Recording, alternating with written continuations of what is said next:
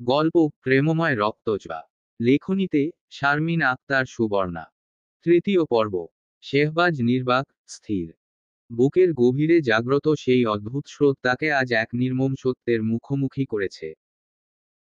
এই ক্ষণিকের স্পর্শ যেন তার অহংকারের ভিত্তি টলিয়ে দিয়ে বলে গেছে যে নারী এত সহজে তার কঠোরতা ভেদ করতে পারে। সে ইচ্ছেমাত্র মির্জা নগরের অপ্রতিরোধ জমিদারকেও মুহূর্তে ছিন্নভিন্ন করে দিতে সক্ষম। শেহবাজ এক দৃষ্টিতে জবার দিকে তাকিয়ে থেকে কোনো কথা না বলে ভারাক্রান্ত বুকে বেরিয়ে যায় কক্ষের বাইরে। তার এমন আচরণে জবা হতবাক হয়ে স্থির দৃষ্টিতে তাকিয়ে রইল তার পদচারণার পানে। কিন্তু শেহবাজের চলে যাওয়া যেন তাকে খানিকটা স্বস্তি এনে দিল। চোখের কোণ মুছে গভীর নিঃশ্বাসে নিজেকে সামলে নিয়ে জবা ধীরে সম্মুখে এগোতেই হঠাৎ শব্দ করে দরজা ঠেলে শেহবাজ পুনরায় প্রবেশ করে কক্ষে। জবা কিছু বোঝার আগেই শেহবাজের বলিষ্ঠ বাহু তাকে প্রবলভাবে জড়িয়ে নেয় নিজের শক্ত বক্ষপিঞ্জরের সঙ্গে। জবা স্তব্ধ হয়ে বড় বড় চোখে তাকিয়ে থাকে শেহবাজের বক্ষের অন্তরালে। তার মস্তিষ্ক যেন মুহূর্তেই কার্যক্ষমতা হারিয়ে ফেলেছে। ভয়ে জবা কাঁপা কাঁপা কণ্ঠে বলে ওঠে, আপনি কি করত? বাক্য শেষ হওয়ার আগেই শেহবাজের মোহমুগ্ধ কণ্ঠ ধ্বনিত হয় গভীর আবেশে, তোমার এই কেশ যেন নিশীথ রাত্রির আধারে আঁকা এক নিদারুণ শিল্প, তারার মায়াবী আলো যেখানে নীরবে ঝলমল করে। বাতাসের কোমল স্পর্শে যখন সে ভেসে ওঠে, আমার হৃদয় অজানা স্বপ্নে মগ্ন হয়ে উঠে এক মায়াবী কল্পনায়। তোমার চোখ স্বচ্ছ জলের গভীরতার মতো প্রশান্তি নিয়ে ভরা, যেন পূর্ণিমার রাত্রি শান্ত, অথচ অগাধ রহস্যে মোড়া। তোমার অধরের হাসি যেন বসন্তের প্রথম কুসুমের সুবাস।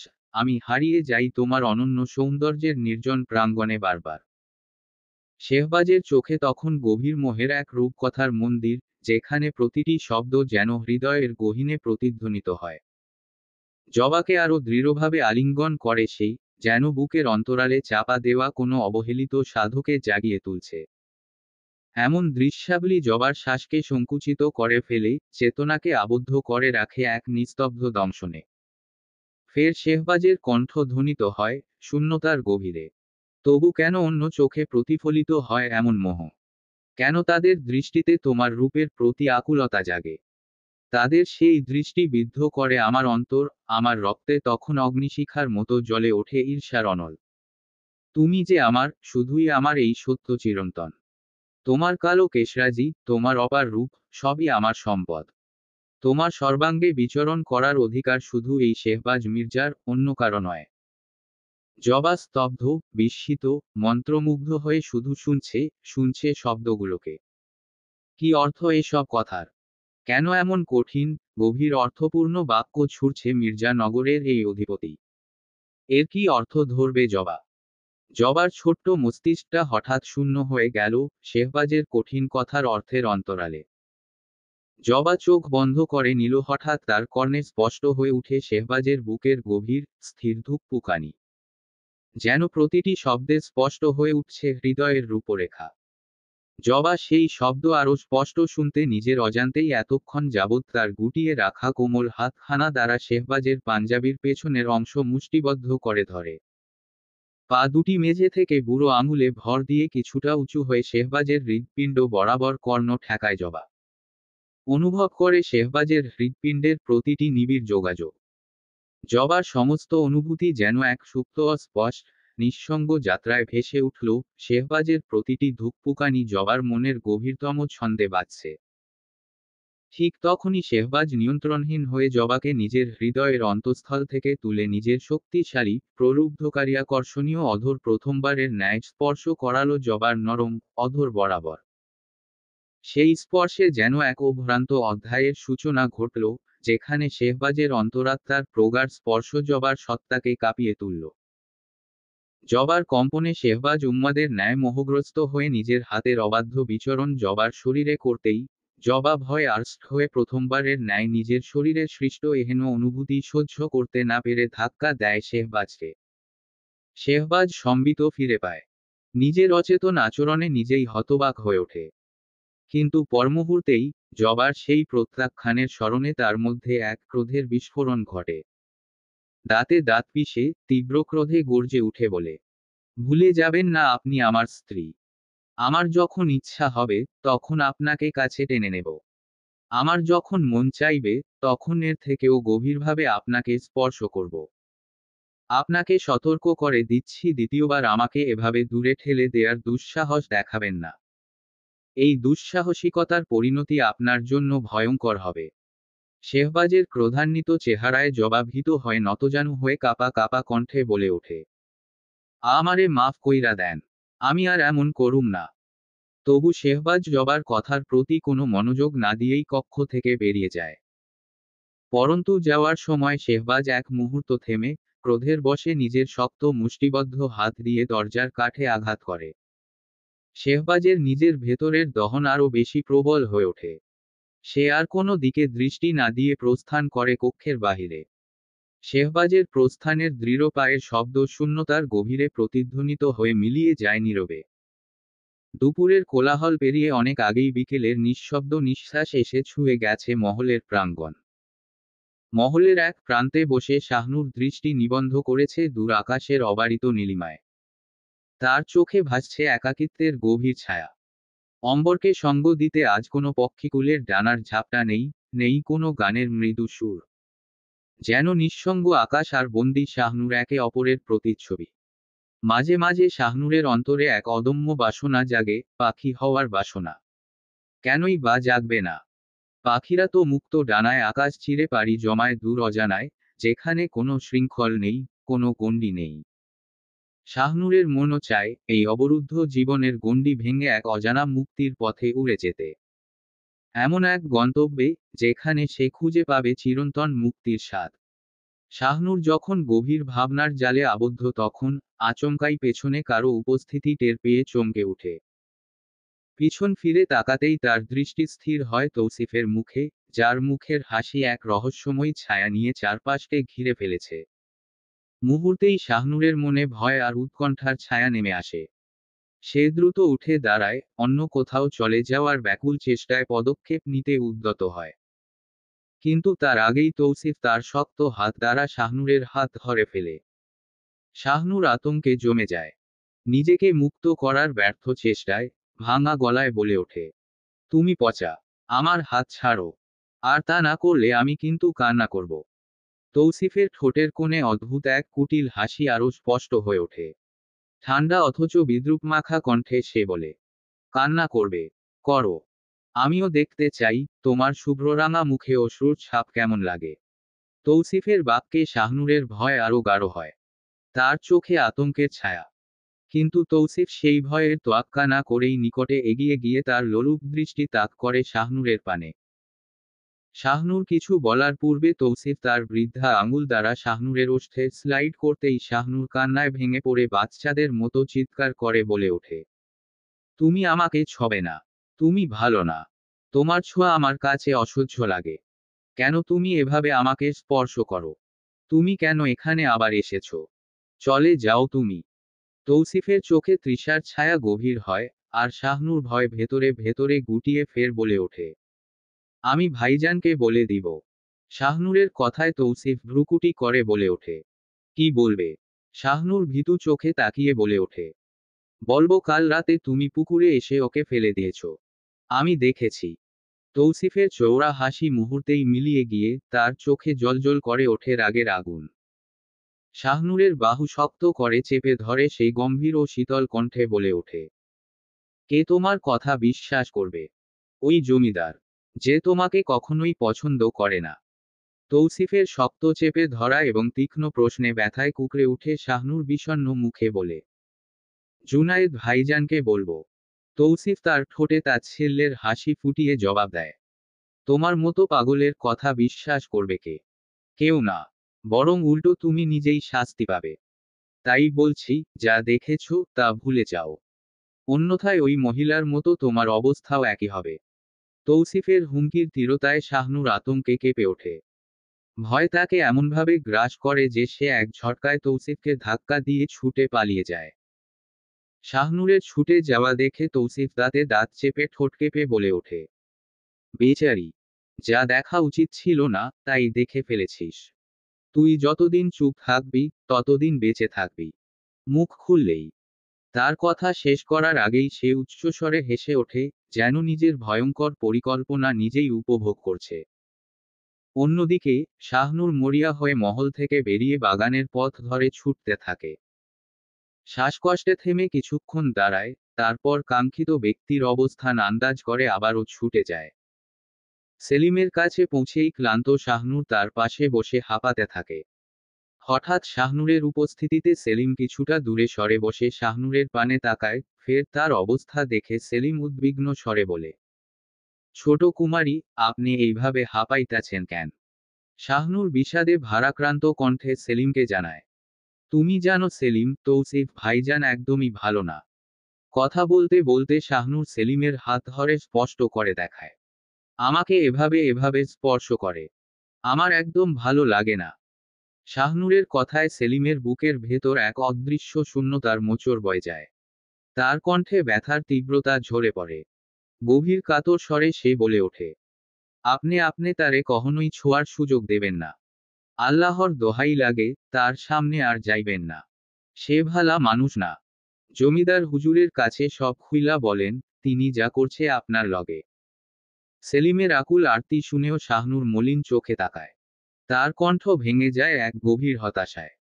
যেন কোনো পথ নেই তার জন্য। বিষণ্ণ স্বরে বলে, আমি পাগল, কেউ বিশ্বাস করবে না আমার কথা। উল্টো আমাকেই শাস্তি পেতে হবে। শাহনূরের কথায় সেলিমের অন্তর শিকলে বাঁধা এক টুকরো ভাঙা কাচের মতো ছড়িয়ে পড়ে। তার অসহায়ত্বের বোধ তাকে আরো গভীরতর এক অন্ধকারে ঠেলে দেয়। ইচ্ছা থাকা সত্ত্বেও সে কিছুই করতে পারবে না, কারণ তার সীমাবদ্ধতা তাকে প্রতিনিয়ত তাড়িয়ে বেড়ায়। দরিদ্র পরিবারে জন্ম নেওয়ায় এই প্রথমবারের মতো সেলিমের আফসোস হয়। তার চোখ অশ্রুতে ডুবে যায়, আর মনে জাগে এক অগ্নিগর্ভ প্রশ্ন। একটা মানুষরে ঠিক কতবার পাগল কওয়া হইলে সে নিজেও নিজেরে পাগল ভাবতে বাধ্য হয়? কতবার? কেন এমন হয়, সেলিম বুঝতে পারে না। কেন শাহনূরের মতো অপার্থিব সুন্দর, পবিত্র এক চাঁদকে কেউ এতটা কষ্ট দেয়? কেন? কেন? এই কেনের উত্তর তার কাছে নেই। কিন্তু সে জানে, যদি কখনো তাকে এই চাঁদকে রক্ষার ভার দেওয়া হতো, তবে সে তাকে জীবনের চেয়ে বেশি যত্নে আগলে রাখত। শাহনূরের গায়ে কোনো কলঙ্কের দাগ তো দূরে থাক, সামান্য আঁচড়ও লাগতে দিত না সেলিম। আর যদি কেউ বলতো এই চাঁদকে কিনে নেওয়া যায়, তবে সেলিম নিজের সর্বস্ব, এমনকি নিজের প্রাণ পর্যন্ত বিলিয়ে দিত, শুধু এই চাঁদকে নিজের করে পাওয়ার জন্য।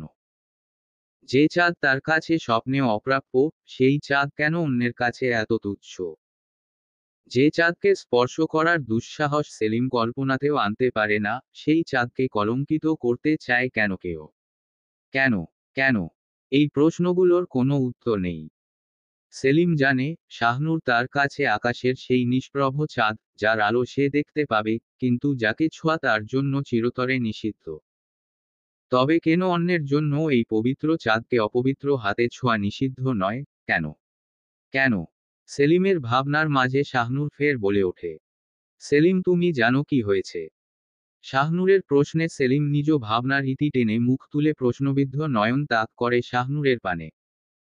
তখনই শাহনূর কাঁপা কাঁপা কণ্ঠে বলে ওঠে, তৌসিফ ভাইজান না, কাল রাতে পুকুরে। বাকি কথা বলার পূর্বেই শাহনূরের নজর যায় সেলিমের হাতে থাকা থালার দিকে। নিজের কথা ভুলে কৌতূহল দৃষ্টি তাক করে বলে ওঠে, তুমি কি খাচ্ছ? শাহনূরের প্রশ্নে সেলিম নিজের হাতের দিকে তাকিয়ে বলে ওঠে, আমি ভাত খাইতাছি। কি দিয়ে? পেঁয়াজ দিয়া। সেলিমের কথায় শাহনূর অবাক হয়ে বাচ্চাদের মতো বলে ওঠে, ওমা, তুমি পেঁয়াজ দিয়ে কেন খাচ্ছ? এগুলো দিয়ে ভালো লাগবে না খেতে।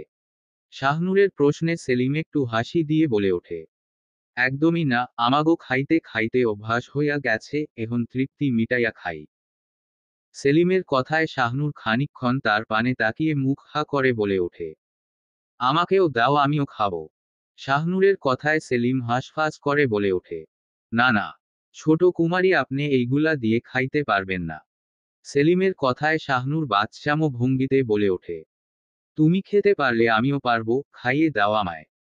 আমি বেশি খাবো না তোমার খাবার, সত্যি বলছি। বলেই শাহনূর ফের মুখ খুলে হা করে থাকে।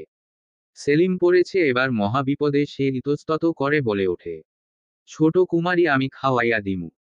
সেলিমের প্রশ্নে শাহনূর ভ্রুকুটি করে মাথা নাড়িয়ে সম্মতি জানায়।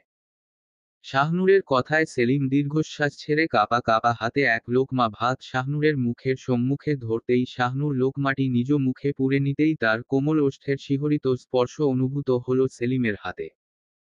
সেলিমের শরীর বিদ্যুতায়িত হয়ে উঠল এক শিহরণময় ঝটকায়, তার সমস্ত শিরা কম্পিত হয়ে উঠল। হৃৎপিণ্ডের গতি হঠাৎই অস্বাভাবিক হয়ে কম্পিত হতে থাকল অনিয়ন্ত্রিতভাবে। নিজের অবস্থা বুঝতে পেরে সেলিম অস্থির হয়ে যায়। সেই প্রবাহিত কম্পনকে নিয়ন্ত্রণে আনতে সজাগ হল, কিন্তু শরীরের প্রতিটি ছোঁয়া যেন তার আত্মার গভীরে এক নতুন শিহরণ ছড়িয়ে দিল। নিজের শিহরিত অনুভূতিকে ঠেকানোর অদম্য চেষ্টায় সেলিম নিজের মুখ ঘুরিয়ে নিল অন্যত্রে। অন্যদিকে শাহনূর শুধু পেঁয়াজ দিয়ে ভাত খাওয়ার দরুন গলায় ভাত বেজে কাশি উঠে যায়। সেলিম নিজেকে ধাতস্থ করে শাহনূরের পানে পানির গ্লাসটা এগিয়ে দিয়ে বলে ওঠে, ছোট কুমারী এই লন পানি খান, আপনারে কইছিলাম আপনি খাইতে পারবেন না। তারপরও খাইলেন, এখন দেখলেন তো কি অবস্থা হইছে আপনার। সেলিমের কথায় শাহনূর এক নিঃশ্বাসে পানি খেয়ে সেলিমকে বলে ওঠে, তুমি এগুলো কি করে খাও সেলিম? শাহনূরের প্রশ্নে সেলিম এক ধ্যানে শাহনূরের পানে চেয়ে মুখে মৃদু হাসির রেখা ফুটিয়ে বলে ওঠে, ছোট কুমারী আপনি বুঝবেন না। আমগো কাছে দারিদ্রতা নামে বড় একখানা হাতিয়ার আছে, যা আমগরে সব কিছু শিখাইয়া দেয়। সেলিমের প্রত্যুত্তরে শাহনূর অবুঝের ন্যায় তাকিয়ে থাকে তার পানে, তার কথার অর্থ বুঝতে। সেলিমের প্রত্যুত্তরে শাহনূর অবুঝের ন্যায় তাকিয়ে থাকে তার পানে, তার কথার অর্থ বুঝতে। সময় ধীরে ধীরে প্রবাহিত হয়েছে, দুপুরের পর রাতের চাদরে রক্তিম সূর্য অস্ত যায়। সন্ধ্যার ম্লান ছায়ায় মাগরিবের সালাত সম্পন্ন করে, রুকাইয়া নিরন্তর তাকিয়ে রয়েছে আকাশের অপরিমেয় অধীনে। ধীরে ধীরে নিঃশ্বাসের গভীরতায় প্রতিভাত হচ্ছে তার অন্তর্গত ভাবনার জটিলতাসমূহ, যেখানে ক্ষণে ক্ষণে উত্থান পতনের ছন্দে অনুভূত হয় তার দীর্ঘশ্বাসের গভীরতা। রুকাইয়া আপ্রাণ চেষ্টা করছে তার অনুভূতিকে দমিয়ে রাখার এক অসীম সংগ্রামে লিপ্ত সে। কিন্তু মানুষের অনুভূতিকে কি সত্যিই সহজে দমন করা যায়? একেবারেই নয়। অনুভূতি যদি নিয়ন্ত্রণে আনতে হয়, তবে সময়ের সঙ্গে সন্ধি করতে হবে। কারণ সময়ই একমাত্র এমন সঙ্গী, যা মানুষের ক্ষত সারিয়ে তুলতে পারে নির্ভরতার বন্ধুর মতো। ভাঙা হৃদয়ের মানুষের জন্য সময়ের মতো সহায় আর কিছু নেই। তবে এই পথচলায় প্রয়োজন ধৈর্যের সঙ্গ। ধৈর্যহীন ব্যক্তি সহজেই হারিয়ে যায় তার হৃদয়ের জ্বলন্ত দহনেই। অতএব রুকাইয়ার সংগ্রাম শুধু অনুভূতিকে দমনের নয়, বরং সময়ের সঙ্গে ধৈর্যের একটি সূক্ষ্ম সামঞ্জস্য বজায় রাখারও বটে। জুনায়েদ মহলের বাইরে দাঁড়িয়ে আগের মতোই চুপচাপ অবলোকন করছে রুকাইয়ার অম্বরের পানে তাকিয়ে থাকা অনুভূতিহীন মুখাবয়ব। তার মন্ত্রমুগ্ধ দৃষ্টি নিবন্ধ সেই হৃদয়হরণীর উপর, যার প্রতি তার ভালোবাসা স্রোতের মতো প্রবল। সে রুকাইয়ার মনের গভীর যন্ত্রণা উপলব্ধি করছে তার ক্ষত, তার অস্থিরতা। তবুও সে নির্বিকার। জুনায়েদ কিছু করতে চায় না, কোনো চেষ্টা নয়, কোনো তাড়না নয়। সে সময় দিচ্ছে। সে জানে, সময়ই এখন তার প্রিয়সীর একমাত্র মিত্র। ক্ষত শুকোতে সময় লাগবে, আর সেই সময়েই সে তৈরি করবে তার দাবির মঞ্চ। রুকাইয়া হবে তার, অবধারিতভাবে। এক চুলও ছাড় দেবে না সে। তার হৃদয়ের প্রতিটি দহন, প্রতিটি অবহেলা, সে কড়ায় ফিরিয়ে দেবে রুকাইয়াকে। তবে প্রতিশোধ নয়, ভালোবাসায় মুড়িয়ে, অপ্রতিরোধ্য আকর্ষণের চাদরে। রুকাইয়ার পানে একাগ্র দৃষ্টিতে তাকিয়ে জুনায়েদ দৃঢ় কণ্ঠে বলে ওঠে, সময় এলে তোমার ওই কাপা কোমল ওষ্ঠযুগল হবে আমার আশ্রয়স্থল। তোমার প্রতিটি শিরাউপশিরায় শুধু আমিই বিচরণ করব। তুমি আজ যে যন্ত্রণা দিয়েছ, সেই প্রতিটি বেদনা ফিরিয়ে দেব তোমাকে, তবে ভালোবাসার আবরণে। যেই বুকে আজ অন্য কারো নাম লেখা, সেই বুকেই লেখা থাকবে কেবল আমার নাম। এটা আমার ওয়াদা। বিষণ্ণতায় কিছু সময় কাটিয়ে নাও, কারণ তারপরে তোমার সমস্ত ভাবনায় থাকবো শুধু আমি, তোমার প্রেমিক পুরুষ জুনায়েদ। কথাগুলো বলেই জুনায়েদ সেখান হতে প্রস্থান করে মহলের বাহিরে। রাতের নিস্তব্ধতা যখন গাঢ় কালো আধারে সমস্ত ধরণীকে গ্রাস করেছে, জবা বিষণ্ণ মনে পালঙ্কে বসে নিজ হাতে লম্বা কেশগুচ্ছ আঁচড়াতে ব্যস্ত। তার অন্তরে জমে থাকা ব্যথার ভার যেন পাহাড় সম। সকালের ঘটে যাওয়া ঘটনাগুলোর স্মৃতিচারণ তাকে এক অজানা অন্ধকারে ঠেলে দিয়েছে। নিঃশ্বাস নিতে কষ্ট হচ্ছে, চারপাশের পরিবেশ দম বন্ধ করে দিচ্ছে তার। এমন শ্বাসরুদ্ধকর যন্ত্রণার মুহূর্তে তার সমস্ত রাগ, দুঃখ আর বেদনাবোধ গিয়ে ঝরে পড়ে তার কেশগুচ্ছে। অসহিষ্ণু হাতে চুল আঁচড়াতে গিয়ে এলোমেলো টানে অসংখ্য চুল ছিঁড়ে যায় তার। তবুও জবার চোখে এক ফোঁটা অনুশোচনা নেই। যেন এই ক্ষতিই তার মনের ব্যথা কিছুটা প্রশমিত করতে পারে। এমন সময় কক্ষে আগমন ঘটে শেহবাজের। এহেন রূপে জবাকে নিজ চুল নিয়ে যুদ্ধ করতে দেখে শেহবাজ ক্রোধিত কণ্ঠে গর্জে উঠে। জবা ফুল! শেহবাজের তীব্র গর্জন ঘরে বজ্রপাতের মতো প্রতিধ্বনিত হয়। জবার হাত থেকে চিরুনি পড়ে মেঝেতে ঝংকার তুলে। ভয় এবং বিস্ময়ে জবা তৎক্ষণাৎ পালঙ্ক ছেড়ে দাঁড়িয়ে যায়। শেহবাজ ক্রুদ্ধ পদচারণায় এগিয়ে এসে জবার সামনে দাঁড়ায়। রাগে তার দুই বাহু শক্ত করে চেপে ধরে বলে ওঠে, তোমার সাহস কেমন করে হয় যা আমার তার প্রতি এহেন নির্দয় অত্যাচার করতে। জবা বিস্ময়বিমূঢ় হয়ে তাকিয়ে থাকে শেহবাজের রক্তিম চোখের পানে। জমিদার ঠিক কোন জিনিসের প্রতি অত্যাচারের কথা বলছে তা বুঝতে অপারগ। ভাবনার গভীরে ডুবে থাকা জবাকে টেনে এনে শেহবাজ ফের বলে ওঠে, চুলগুলো এভাবে ছিঁড়ছ কেন? শেহবাজের প্রশ্নে জবা নিচে তাকায়। মেঝেতে ছড়িয়ে থাকা তার ছেঁড়া চুলের অংশ দেখে মুহূর্তেই নিজেকে সামলে নিয়ে ধীর কণ্ঠে বলে, আমি এত বড় চুল আঁচড়াইতে পারি না, তাই ছিঁড়া গেছে। জবার কথায় শেহবাজ ভ্রুকুটি করে তীব্র কণ্ঠে জিজ্ঞাসা করে, তবে দাসীকে ডেকে কেন বলনি তোমার চুলগুলো আঁচড়ে বেঁধে দিতে? জবা মাথা নিচু করে কাপা কণ্ঠে জবাব দেয়, আম্মা ছাড়া কেউ আমার চুল ধরলে ব্যথা লাগে, তাই কাউরে বলি নাই। জবার প্রত্যুত্তরে শেহবাজ নিজের ক্রোধ সংবরণ করে পালঙ্কে বসে শান্ত কণ্ঠে বলে ওঠে, চিরুনি নিয়ে এদিকে এসো। শেহবাজের আদেশে জবা মুহূর্তের জন্য হতচকিত হলেও মুখে কোনো প্রতিক্রিয়া প্রকাশ না করে ধীর পায়ে চিরুনি হাতে এগিয়ে আসে। তার কম্পিত হাতের স্পর্শে শেহবাজ চিরুনিটি ছিনিয়ে নিল এবং গম্ভীর কণ্ঠে দর্পণের দিকে ইঙ্গিত করে কঠোরভাবে বলল, ওই দিকে ফিরে বসো। শেহবাজের নির্দেশে জবার চোখে এক ক্ষণিক সংশয়ের ঝিলিক দেখা দিলেও সে নিরুত্তর থেকে নিঃশব্দে মাথা নত করে তার কথা মেনে নেয়। শেহবাজের কণ্ঠের কঠোর ভারে ঘরে নেমে এলো এক গভীর নীরবতা, যেন সময়ও থমকে দাঁড়িয়েছে। জবা সপ্রশ্ন দৃষ্টিতে তার সামনে বসতেই শেহবাজ ধীরে এগিয়ে এল জবার নিকট। তার প্রশস্ত হাত রেশমের মতো কোমল জবার কেশগুচ্ছ আলতো করে স্পর্শ করে, আর চিরুনির সূক্ষ্ম দাঁতের ছোঁয়ায় কেশগুলি যত্ন সহকারে সাজাতে থাকে। দর্পণে শেহবাজ মির্জার প্রতিবিম্ব দেখে জবা বিস্ময়ে অভিভূত হয়ে যায়। এই মানুষটি কি সেই, যে প্রভাতেই তার চুল কেটে দিতে উদ্যত হয়েছিল?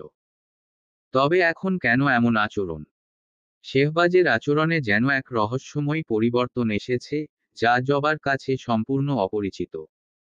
এই কয়েকদিনে জমিদার নামধারী তার স্বামীর বহু রূপ দেখেছে সে, প্রখর, কঠোর, নির্দয়। তবে আজকের এই রূপ, এই কোমল, মমতাম স্পর্শ, শেহবাজের হাতের আদুরে স্নেহ তার হৃদয়ে এক অজানা প্রশান্তির স্রোত বইয়ে দেয়।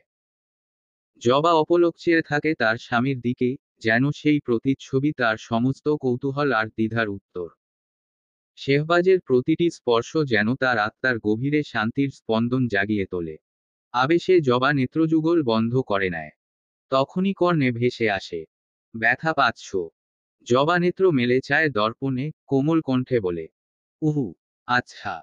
বলেই শেহবাজ চুলের ঝট ছুটিয়ে বেনুনি করতে করতে গম্ভীর কণ্ঠে বলে, এখন থেকে আমি প্রতিদিন চুল বেঁধে দিব। দ্বিতীয়বার এভাবে চুল আঁচড়াবে না। আর কখনো মাথার ঘোমটা যেন না পড়ে কারো সম্মুখে। জবা অবাক হয়ে শোনে স্বামীর সেই গম্ভীর বচন। এই তো কিছুক্ষণ আগে তার মুখে শুনেছিল, ব্যথা পাচ্ছ। কত সৌম্য, কত মৃদু ছিল সেই কণ্ঠ। অথচ এখন কেন এই কঠোর, নির্মোহ বাক্যবান? আর তার স্বামী কি করে এত সুন্দর বেনুনি করতে পারে? তার স্বামী কি এর আগেও কাউকে বেনুনি করে দিয়েছিল? জবা প্রশ্ন করতে চায়, কিন্তু পরক্ষণেই নিজেকে সংযত করে নেয়। কে জানে প্রশ্ন করলে যদি আবার তাকে তার স্বামীর ক্রোধের মুখোমুখি হতে হয়। তার চেয়ে বরং চুপ থাকাই শ্রেয় জবার জন্য। সমাজ সংযোগের গোপন টানাপোড়েন, অদৃশ্য অনুভূতিগুলোর দ্বন্দ্বে কেটে গেছে 2 মাসের দীর্ঘ সময়কাল। এই সময়ের মধ্যে সম্পর্কের কোনো দৃশ্যমান পরিবর্তন হয়নি কারো মধ্যে।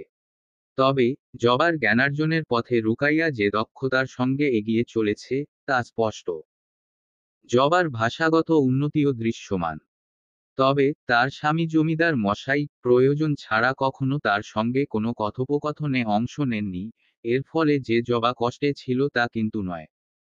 সে বেশ ভালোভাবেই নিজের সময় কাটিয়েছে রুকাইয়া ও শাহনূরের সঙ্গতে। অন্যদিকে রুকাইয়ার অনুভূতিও সময়ের সঙ্গে অনেকটা বদলে গেছে এবং তার আবেগে আর আগের মতো মনোযোগী চঞ্চলতা নেই।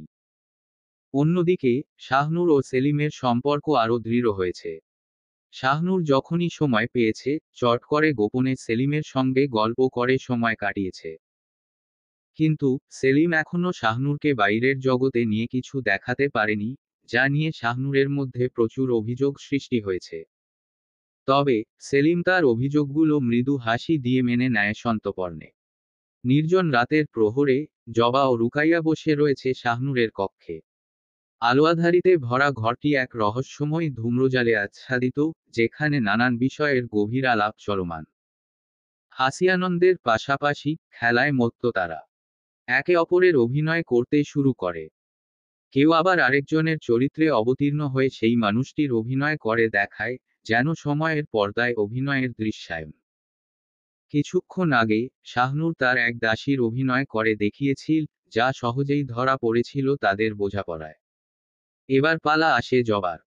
সে উঠে দাঁড়িয়ে একটি চাদর নিয়ে নিজ শরীরে জড়িয়ে পেছনে হাত দিয়ে মাথা উঁচু করে শৌর্যের আশ্বাসে দৃঢ় কণ্ঠে বলে ওঠে, এই মির্জা নগরে কোনো অপরাধীর নিস্তার নেই। তাকে শাস্তি পেতেই হবে। জবার কণ্ঠে সেই দৃঢ়তা, গম্ভীর উচ্চারণে হাসির রোল ফেটে ওঠে শাহনূর ও রুকাইয়ার মাঝে। তারা সমস্বরে উচ্চারণ করে, এটা বড় ভাইজান। দুজনের তীক্ষ্ণ উত্তর শুনে জবাও হাসতে শুরু করে, খিলখিল করে। কিন্তু হঠাৎই ঘরের গভীর নীরবতা ভেঙে ভারী একটি গলা খাকারির আওয়াজ কানে পৌঁছায়। থমকে দাঁড়িয়ে যায় তিনজনই। পেছনে ফিরে তাকানোর সাহস হারিয়ে ফেলে। তাদের মুখমণ্ডলে জমাট বাঁধা আতঙ্ক, যেন কক্ষের গভীরতা থেকে অবিচল শাসন প্রয়োগ করছে এক ভয়ঙ্কর নির্বাক্তা।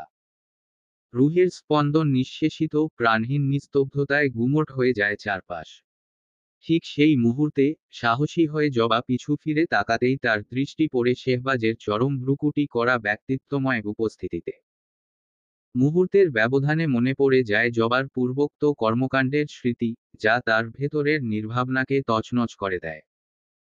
ভয়াবহ আবহে ছটফটে পদক্ষেপে জবা দ্রুত পিছু হাঁটে শাহনূরের আশ্রয়ে চলে যায়। শাহনূর ও ভয় নিজের অবস্থান থেকে সরে জবার অনুরূপ পিছু হাঁটে গিয়ে দাঁড়ায় জবার পিছু। জবা শাহনূরকে সরে যেতে দেখে ফের ছটফটে পায়ে চলে যায় শাহনূরের পিছু। শাহনূরও ফের সরে চলে যায় জবার পিছু। এভাবে নির্বিকার অসংখ্যবার আগোপিছ করতে করতে তারা দুজনই এসে ঠেকে দেয়ালের সাথে। সেই মুহূর্তে শেহবাজের গুরুগম্ভীর কণ্ঠস্বর কক্ষকে প্রণিধানযোগ্য করে তুলে বলে ওঠে, জবা ফুল অভিনয় যদি শেষ হয় তবে কক্ষে চলুন। শেহবাজের কঠিন ও গম্ভীর ভাষায় উচ্চারিত এহেন নির্দেশে জবার নিরঙ্কুশ অবস্থানও বাধ্য হয়ে স্তব্ধ হয়ে যায়। সেই বুঝতে পারে কত বড় ভুলটাই না সে করেছে। তবুও সকল চিন্তা বাদ দিয়ে ভীতু চরণে অগ্রসর হয় নিজ কক্ষের উদ্দেশ্যে। শেহবাজের কঠিন ও গম্ভীর ভাষায় উচ্চারিত এহেন নির্দেশে জবার নিরঙ্কুশ অবস্থানও বাধ্য হয়ে স্তব্ধ হয়ে যায়। সেই বুঝতে পারে কত বড় ভুলটাই না সে করেছে। তবুও সকল চিন্তা বাদ দিয়ে ভীতু চরণে অগ্রসর হয় নিজ কক্ষের উদ্দেশ্যে।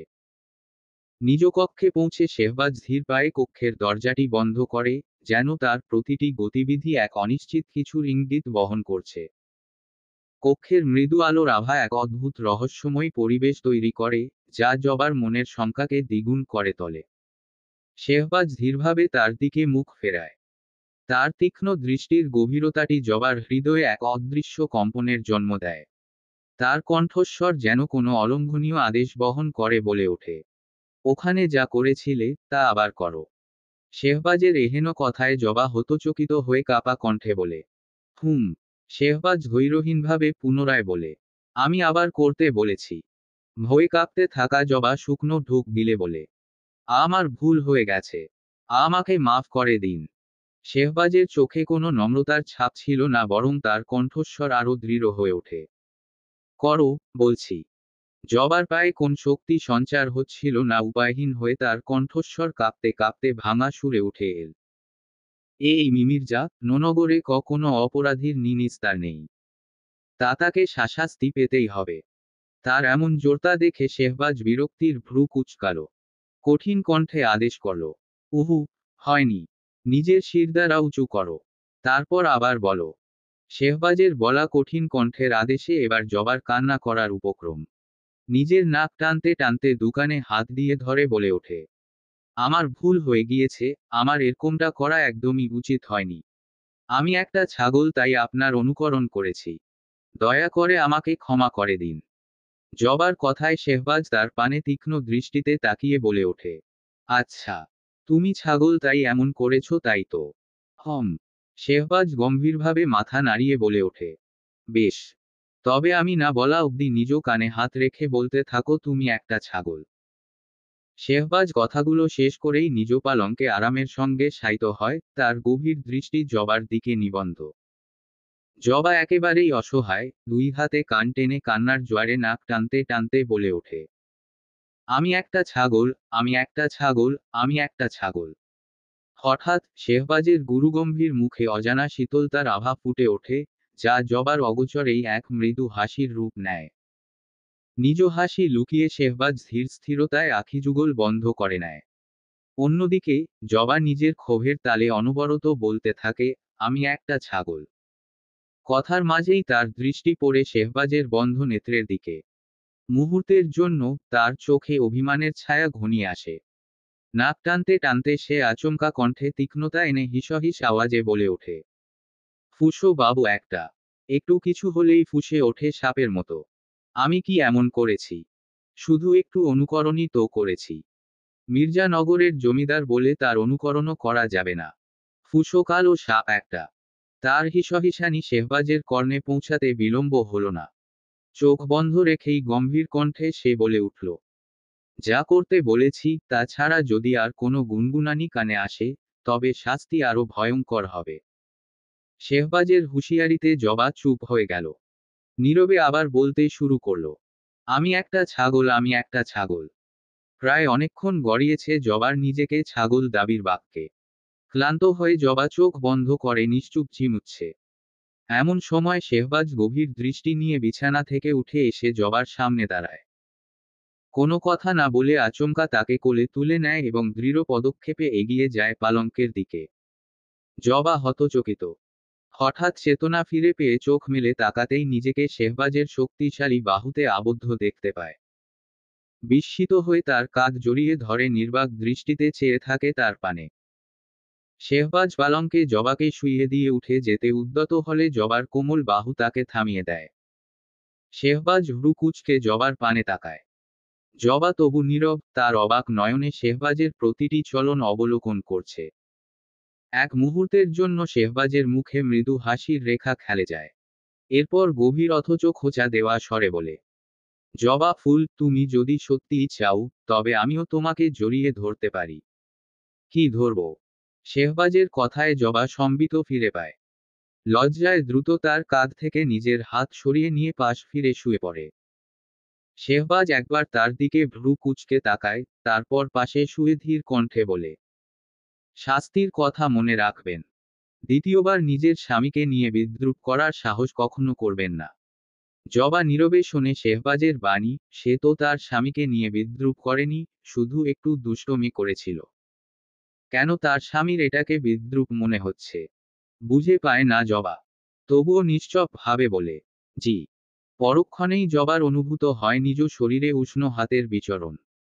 জবা নিথর হয়ে রয়, তখনই শেহবাজ জবার অতি নিকটে এসে এক হাতে জবার উদর স্পর্শ করে জড়িয়ে ধরে তাকে। ভয় হতবাক হয়ে জবা কিছু বলতে যাবে, তখনই শেহবাজ তার ওষ্ঠ যুগল জবার কর্ণ বরাবর নিয়ে বলে ওঠে, একটা কথাও আমি শুনতে চাই না, ঘুমাও। রাত্রি আরো গভীরের দিকে টলে যাচ্ছে, অন্ধকারচ্ছন্ন ঘন কালো আলোতে দুজন মানুষের নগ্ন উপস্থিতি কেবলমাত্র অস্পষ্টভাবে দৃশ্যমান হয়। ক্লান্ত, অবসন্ন দেহগুলো অবিরাম বিছানায় শিথিল হয়ে পড়ে। যখন নারীটি পুরুষটির দিকে হাত বাড়ায়, সেই মুহূর্তেই দ্রুত তার হাত সরিয়ে নিয়ে তীব্র গর্জনে বলতে শুরু করে। সামান্য এক নর্তকী হয়ে তৌসিফ মির্জার শরীরে স্পর্শ করার সাহস কোথা থেকে পেলি? নারীটি হতভম্ব হয়ে বলে। কিছুক্ষণ আগেও তো। মেয়েটিকে থামিয়ে দিয়ে তৌসিফ শীতল কণ্ঠে বলে ওঠে, তুই ভোগের বস্তু, ভোগ শেষ, তোর কাজও শেষ। আলগা পীড়িত দেখানোর প্রয়োজন নেই। বলেই ঢুলতে ঢুলতে মাতাল অবস্থায় তৌসিফ বেরিয়ে যায় সেখান হতে। মাতাল অবস্থায় নিজের ঘোড়ার লাগাম টেনে মহলে প্রবেশ করে তৌসিফ। বেপরোয়া গতিতে ছুটতে থাকা ঘোড়া থামানোর সময় সামান্য টলমল করে পড়তে গেলে এক প্রহরী তাকে ধরে ফেলতে চায়। কিন্তু প্রহরীর স্পর্শে তার রাগ আরও চরমে পৌঁছে যায়। ধাক্কা মেরে প্রহরীকে দূরে সরিয়ে সে বলে, পেছনে সরে যা। মহলের দরজায় পৌঁছে তৌসিফ বাহির থেকে হঠাৎ এক মুহূর্ত থেমে চোখ তুলে চায় শেহবাজের কক্ষের বারান্দার দিকে। ফের ফিসফিসিয়ে বলে ওঠে, জমিদার শেহবাজ মির্জা, কচি সুন্দরী বিবি নিয়ে ঘুমাচ্ছিস তাই না? ঘুমা। তোর সুখের সময় সীমিত। শিগগিরই এই রাজত্ব আর তোর রানী দুটোই আমার হবে। অপেক্ষা কেবল সঠিক সময়ের। কথাগুলো বলে ঢলে পড়া শরীর নিয়ে মহলের অন্দরমহলে প্রবেশ করে নিজের কক্ষের দিকে পা বাড়ায়। ঠিক তখনই পেছনে থেকে ভেসে আসে এক তীক্ষ্ণ কণ্ঠ, থামো, তৌসিফ। তৌসিফ পেছনে ঘুরে তাকায়। চোখে মুখে মাতলামির ছাপ থাকলেও কণ্ঠস্বর চিনতে দেরি হয় না। নিজেকে সামলে পেছনে ফিরে বলে ওঠে, আম্মি জান, আপনি এখনো ঘুমাননি? পুত্রের প্রশ্নে সাহেলা বানুর ঠোঁট বাঁকা হাসিতে কাঁপে। তিনি গভীর তাচ্ছিল্যে উত্তর দেন, পুত্রের অনুপস্থিতিতে কোন মা ঘুমাতে পারে, তৌসিফ? তার কঠোর দৃষ্টি তৌসিফের সমস্ত অহংকার ভেদ করে। তারপর আবার জিজ্ঞেস করেন, এত রাতে কোথায় ছিলে? তৌসিফ একটুখানি থেমে ঠোঁট চেপে ধরে। তারপর গভীর কণ্ঠে বলে, আম্মি জান, আমি এখন আর ছোট নেই। আপনার আমার জন্য অপেক্ষা করার প্রয়োজন নেই। আর কোথায় গিয়েছিলাম সেটা আপনার না জানলেও চলবে। পুত্রের এমন কঠোর কথা শুনে সাহেলা বানুর হৃদয় বিদীর্ণ হয়। বিষণ্ণ কণ্ঠে তিনি বলে ওঠেন, তুমি আমার পুত্র। আমার অধিকার রয়েছে তোমার জীবনের প্রতিটি মুহূর্তের খোঁজ রাখার। মায়ের কথা শুনে তৌসিফ ক্রুদ্ধ হয় বলে, মা যখন তখন মহল থেকে শাস্তিস্বরূপ আমাকে তাড়িয়ে দেওয়া হয়েছিল, তখন কোথায় ছিলেন আপনি? তৌসিফের তীব্র ব্যবহারে সাহেলা বানু ক্ষণিকের জন্য স্তব্ধ হয়ে যান। গভীর বেদনায় তিনি বলেন, পুত্র, তুমি জানো এই মির্জা নগরে শেহবাজের কথাই চূড়ান্ত। তার সিদ্ধান্তের বাইরে যাওয়ার ক্ষমতা আমার ছিল না। সাহেলা বানুর কথা শুনে তৌসিফের ঠোঁটে কুটিল হাসি খেলে যায়। ঠান্ডা স্বরে সে বলে, তাই তো, আমি সেই ক্ষমতা চাই, যে কোনো মূল্যে। তৌসিফের এই কথায় সাহেলা বানুর চোখে বিস্ময়ের ছায়া নামে। তিনি অবাক হয়ে প্রশ্ন করেন, তুমি কি বলতে চাইছো? মায়ের প্রশ্নে তৌসিফ নিজেকে সামলে নেয়। খানিকক্ষণ নীরব থেকে শেষমেশ বলে, কিছু না। বলেই এলোমেলো পায়ে স্থান ত্যাগ করে।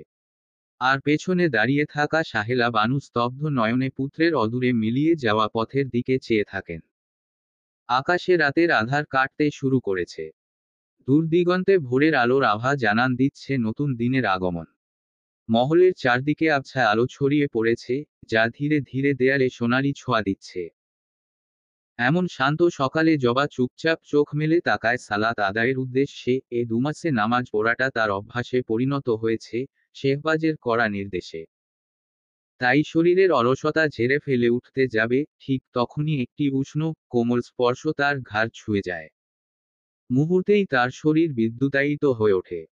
স্পর্শের গভীরতা তাকে ভেতর থেকে নাড়া দেয়। ধাতস্থ হতে পেছনে ফিরে তাকায়, আর তখনই চোখে পড়ে শেহবাজের গভীর ঘুমন্ত মুখ।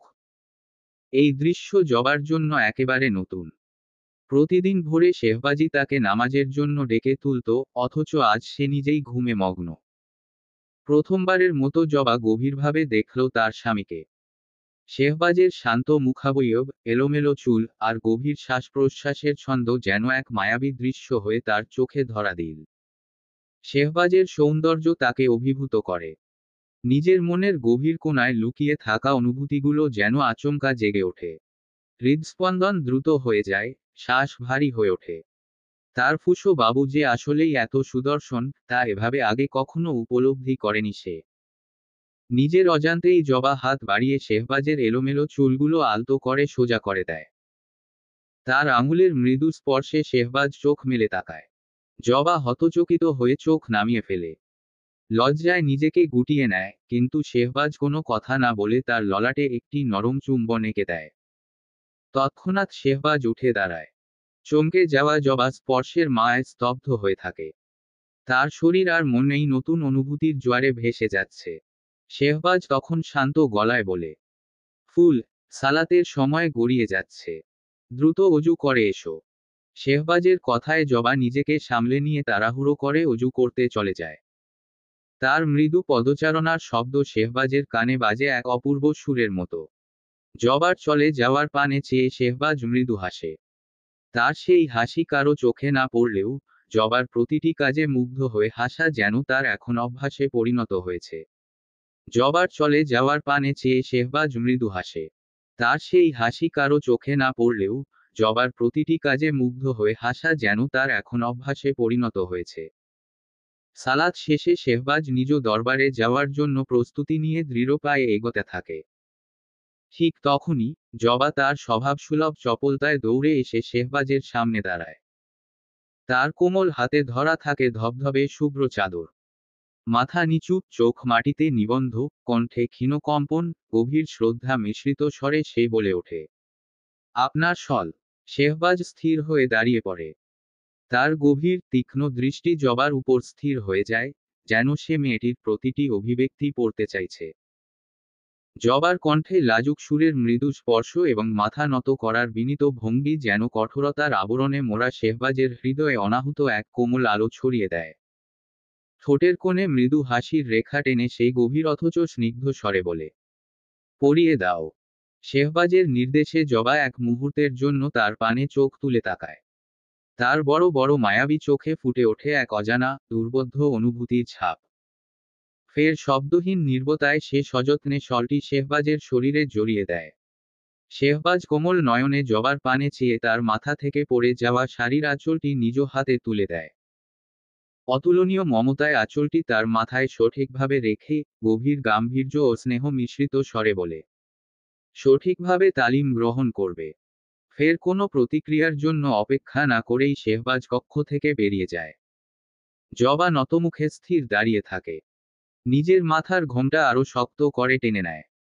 অচেনা এক তৃষ্ণায় আচ্ছন্ন হয়ে শেহবাজের অদৃশ্য হয়ে যাওয়া পথের দিকে দৃষ্টি নিবন্ধ করে। শেহবাজ দৃষ্টিসীমা থেকে মিলিয়ে যেতেই জবা ধীর পায়ে দর্পণের সামনে এসে দাঁড়ায়। গতরাতের স্মৃতির ভারে তার বুকের গভীরতা ভারাক্রান্ত হয়। নিজেকে সংযত করার এক অদম্য প্রয়াসে ঘোমটাটি আটসাঁটভাবে টেনে নেয়, যেন নিজের আবেগকে আড়াল করতে চায়। এরপর নিজের প্রতিফলিত চিত্রের দিকে তীক্ষ্ণ দৃষ্টিতে তাকিয়ে কণ্ঠস্বরে ব্যঙ্গের সুর এনে চাপা রোষে ফিসফিসিয়ে বলে ওঠে, দ্বিতীয়বার নিজের স্বামীকে নিয়ে বিদ্রূপ করার সাহস কখনো করবেন না। বলেই নিজ মুখে হাত দিয়ে খিলখিলিয়ে হেসে ওঠে জবা। ফের বলে ওঠে, বেরসিক ফুসো বাবু, জানি না কোনটা মজা আর কোনটা বিদ্রূপ। জানালার পাশে এক কোণে দাঁড়িয়ে উদ্দীপ্ত চাহনিতে বাগানের দিকে তাকিয়ে আছে শাহনূর। 2 মাসের দীর্ঘ পরিসরে সেলিমের সঙ্গে গড়ে ওঠা শক্তপোক্ত সখ্যতা তার জীবনের অপরিহার্য অধ্যায়ে পরিণত হয়েছে।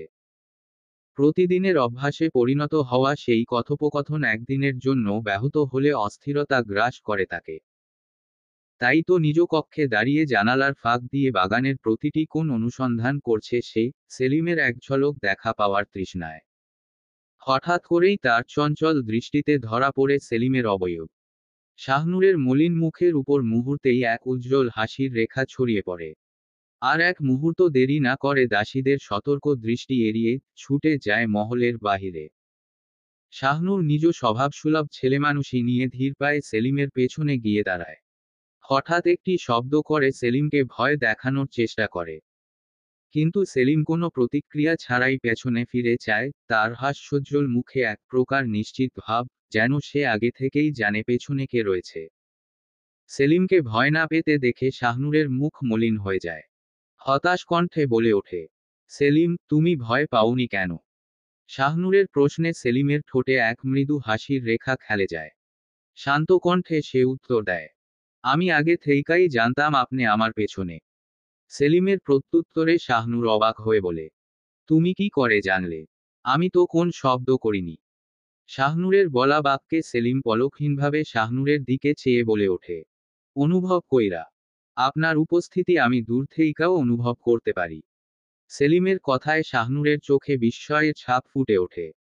কৌতূহলভরা কণ্ঠে সে বলে, তুমি কিভাবে শিখলে অনুভব করা? আমাকেও শেখাও না, সেলিম।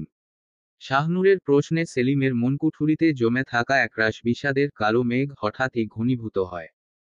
এক মুহূর্তের অন্যমনস্কতায় নিমগ্ন হয়ে সেলিম ধীরে ধীরে বলে, অনুভব করা যদি শেখানো যাইতো, তাইলে আমি কখনোই শিখতাম না, ছোট কুমারী।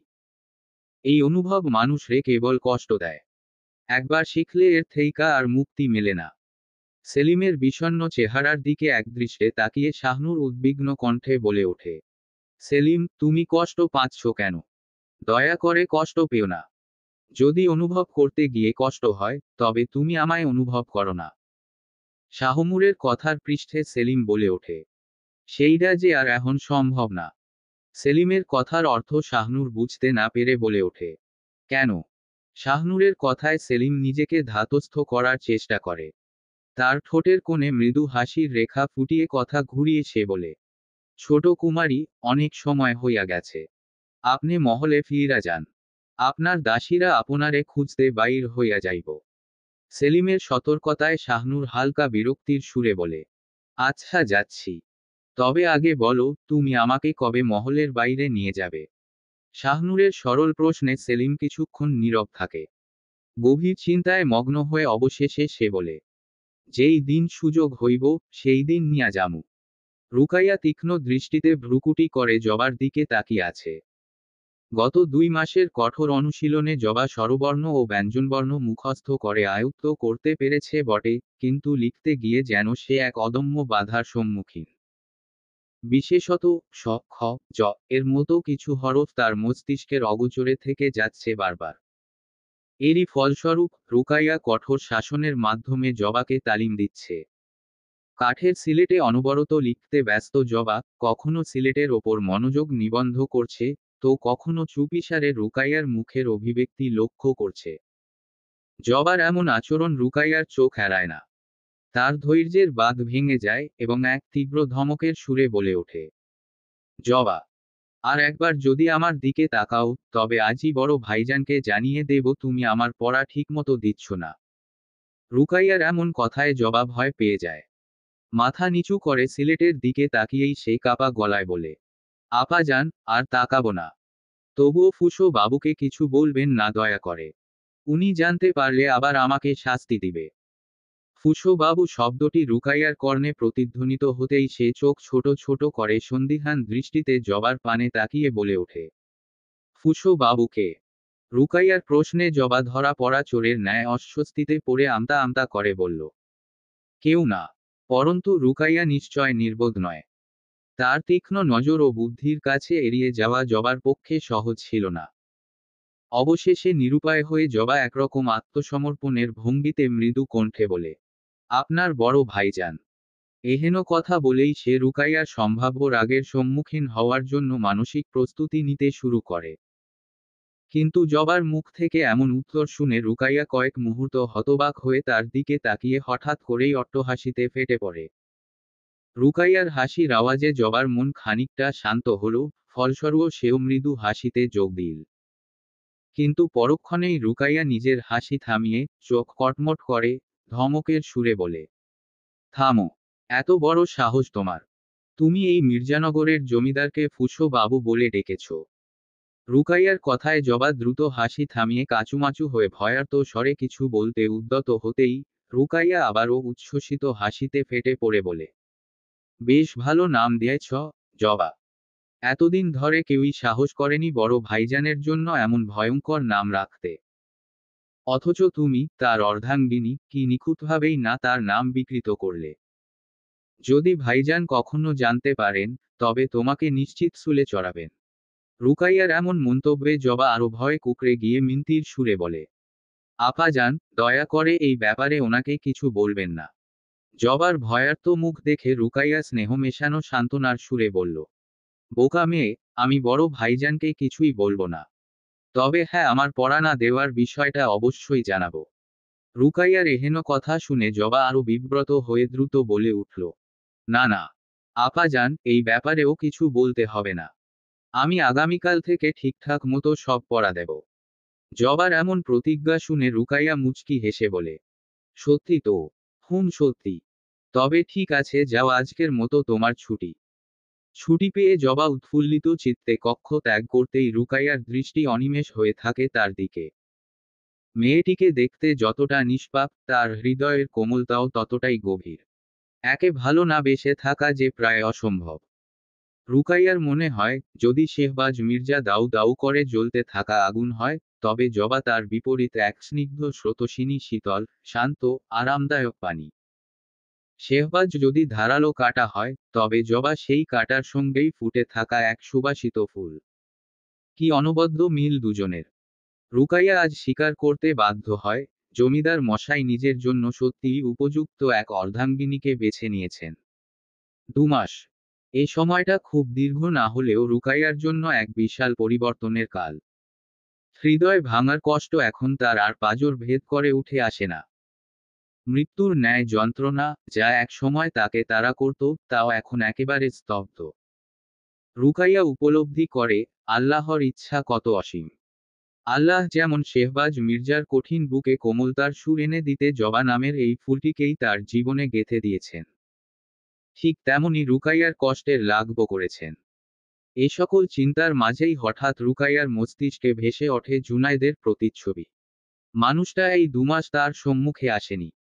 যাও দেখা হয়েছিল, তাও কথা বিনিময় হয়নি একটিও। রুকাইয়া চিন্তা করে, মানুষটা কি তার কোন কথায় কষ্ট পেয়ে নিজের দূরত্ব তৈরি করেছেন। কে জানে, জানলেও কি? তার চেয়ে ভালোই হয়েছে, জুনায়েদ নিজেকে তার মতো অভাগিনীর থেকে দূরে রেখেছে। রুকাইয়া মানছে তার কষ্টটা এখন লাঘব হয়েছে, তাই বলে কি অন্যজনকে ভালোবাসার সেই মনটা তার আছে? নিশ্চয়ই নেই। তার ভালোবাসা যে ফুরিয়ে গেছে, নতুন করে কাউকে ভালোবাসার মন মানসিকতা কোনোটাই এখন নেই তার। ভাবনার গভীরে ডুবে থাকা রুকাইয়া ধীর পায়ে বারান্দায় গিয়ে দাঁড়ায়। তার মন হারিয়ে যায় অনন্ত শূন্যতায়। অন্যমনস্কভাবে সে দৃষ্টি তুলে চেয়ে থাকে অম্বরের দিকে। অম্বরটাও যেন আজ তার মতোই শূন্য, নীরব, গভীর এক নিস্তব্ধতায় আচ্ছন্ন। অন্যমনস্কতায় অম্বর থেকে দৃষ্টি সরিয়ে রুকাইয়ার চোখ হঠাৎই নিবন্ধ হয় মহলের এক প্রান্তে। মুহূর্তেই তার বুকের ভেতর অদ্ভুত এক ধাক্কা লাগে। সেখানে দাঁড়িয়ে থাকা জুনায়েদকে দেখে। একদৃষ্টিতে তাকিয়ে আছে তার পানে, কিন্তু সেই চাহনিতে নেই কোনো উজ্জ্বলতা, নেই কোনো সজীবতার ছাপ। তার মুখ যেন এক ব্যথার প্রতিচ্ছবি হয়ে মলিনতায় ঢেকে গেছে। কেমন অগোছালো লাগছে মানুষটাকে। রুকাইয়া স্থির হয়ে দাঁড়িয়ে থাকে। জুনায়েদের চোখে প্রতিফলিত ব্যথার গভীরতা তার হৃদয়ে কম্পন জাগায়। বুকটা হাহাকারে ভরে ওঠে। নিজের মনের অগোচরে সে অস্ফুটে বলে ওঠে, কি হয়েছে ওনার? কেন প্রতিফলিত হচ্ছে এত কষ্ট ওই চাহনিতে? রুকাইয়া প্রশ্ন করে কিন্তু উত্তর পায় না। ফলস্বরূপ নিজের অস্থির বুকটাকে শান্ত করতে বারান্দা থেকে দ্রুত চলে যায় নিজ কক্ষে। তার এহেন অবজ্ঞা যেন এক শীতল শূল্য হয়ে বিদ্ধ করে জুনায়েদের হৃদয়। অনিচ্ছা সত্ত্বেও তার চোখের কোণে জমে থাকা অমূল্য অশ্রুকণাগুলো ধীরে ধীরে গড়িয়ে পড়ে গেলে। হ্যাঁ, সেই অশ্রু অমূল্য। কারণ পুরুষের চোখ সহজে ভিজে না। পুরুষের নয়ন হতে যদি কখনো নিঃশব্দে অশ্রু ঝরে, তবে তার মূল্য অন্য যেকোনো রত্নের চেয়েও বেশি। আর যার জন্য এ অশ্রু ঝরে, সে নারী কখনো অভাগিনী হতে পারে না, সে নিশ্চিতভাবেই ভাগ্যবতী। তাই রুকাইয়া নিঃসন্দেহে ভাগ্যবতী রমণী। জুনায়েদ তার মলিন হাত দিয়ে চোখের জল মুছে নেয়। অভিমানমাখা কণ্ঠে, যেন আকাশের উদ্দেশ্যে ফিসফিস করে বলে ওঠে, এত অপছন্দ তোমার আমাকে? খানিকপাল তাকিয়ে থাকার কষ্টটুকুও করতে পারলে না? কেন এত অবহেলা করছো আমায় রুকাইয়া? একটু কি ভালোবাসা যায় না আমায়? শুধু একটু? জুনায়েদের কণ্ঠস্বর কেঁপে ওঠে। নিজের বক্ষের সৃষ্ট ঝড়টাকে সামলে জুনায়েদ প্রস্থান করে সেখান হতে। এত অপছন্দ তোমার আমাকে? খানিকপাল তাকিয়ে থাকার কষ্টটুকুও করতে পারলে না? কেন এত অবহেলা করছো আমায় রুকাইয়া? একটু কি ভালোবাসা যায় না আমায়? শুধু একটু? জুনায়েদের কণ্ঠস্বর কেঁপে ওঠে। নিজের বক্ষে সৃষ্ট ঝড়টাকে সামলে জুনায়েদ প্রস্থান করে সেখান হতে।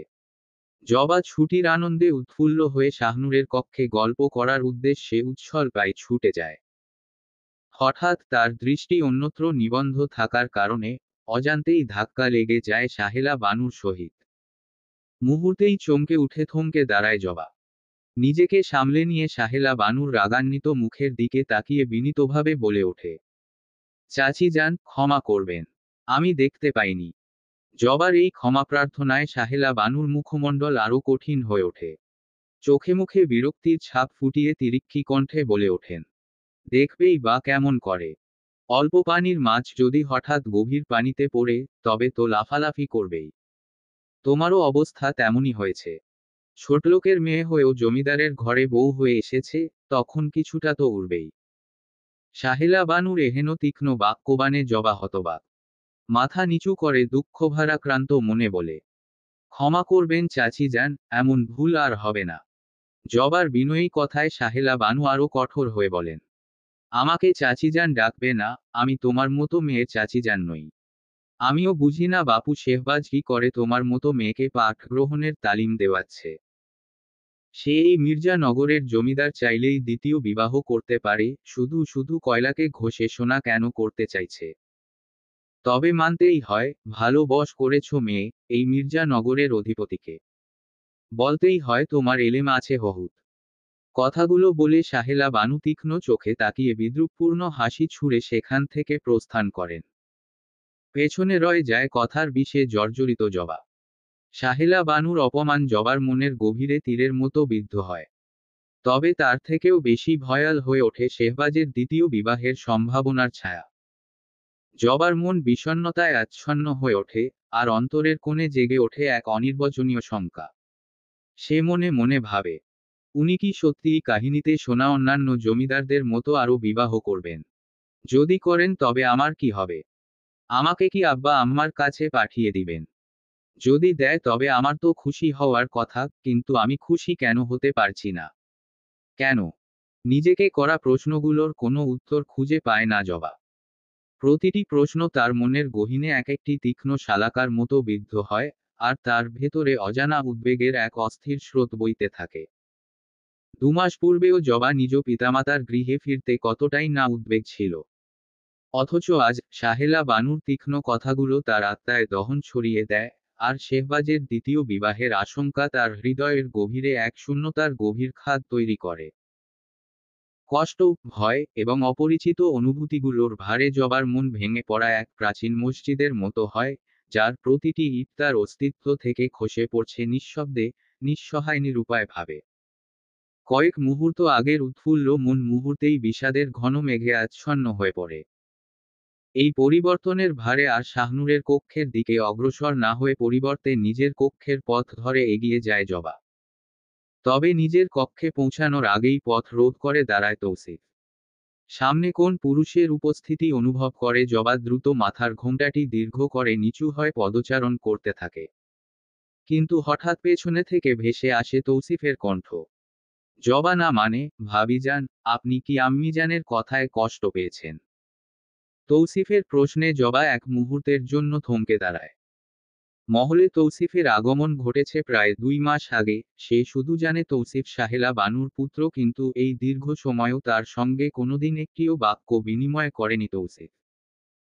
তাই আজ হঠাৎ করেই তার উদ্দেশ্যে এই আন্তরিক উক্তি, জবার কাছে এক অপ্রত্যাশিত বিষয় মনে হলেও তা বিশেষ অস্বাভাবিক বা আপত্তিকর মনে হলো না।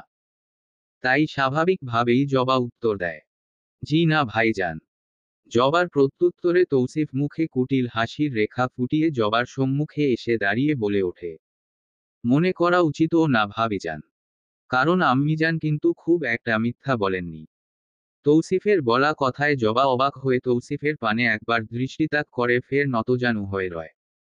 তখনই তৌসিফ নিজের সাফাই গাওয়ার মতো বলে ওঠে, কিছু মনে করবেন না, আমি আপনার ভালোর জন্যই কথাটা বলছি। দেখুন না শেহবাজ, মির্জানগরের জমিদার।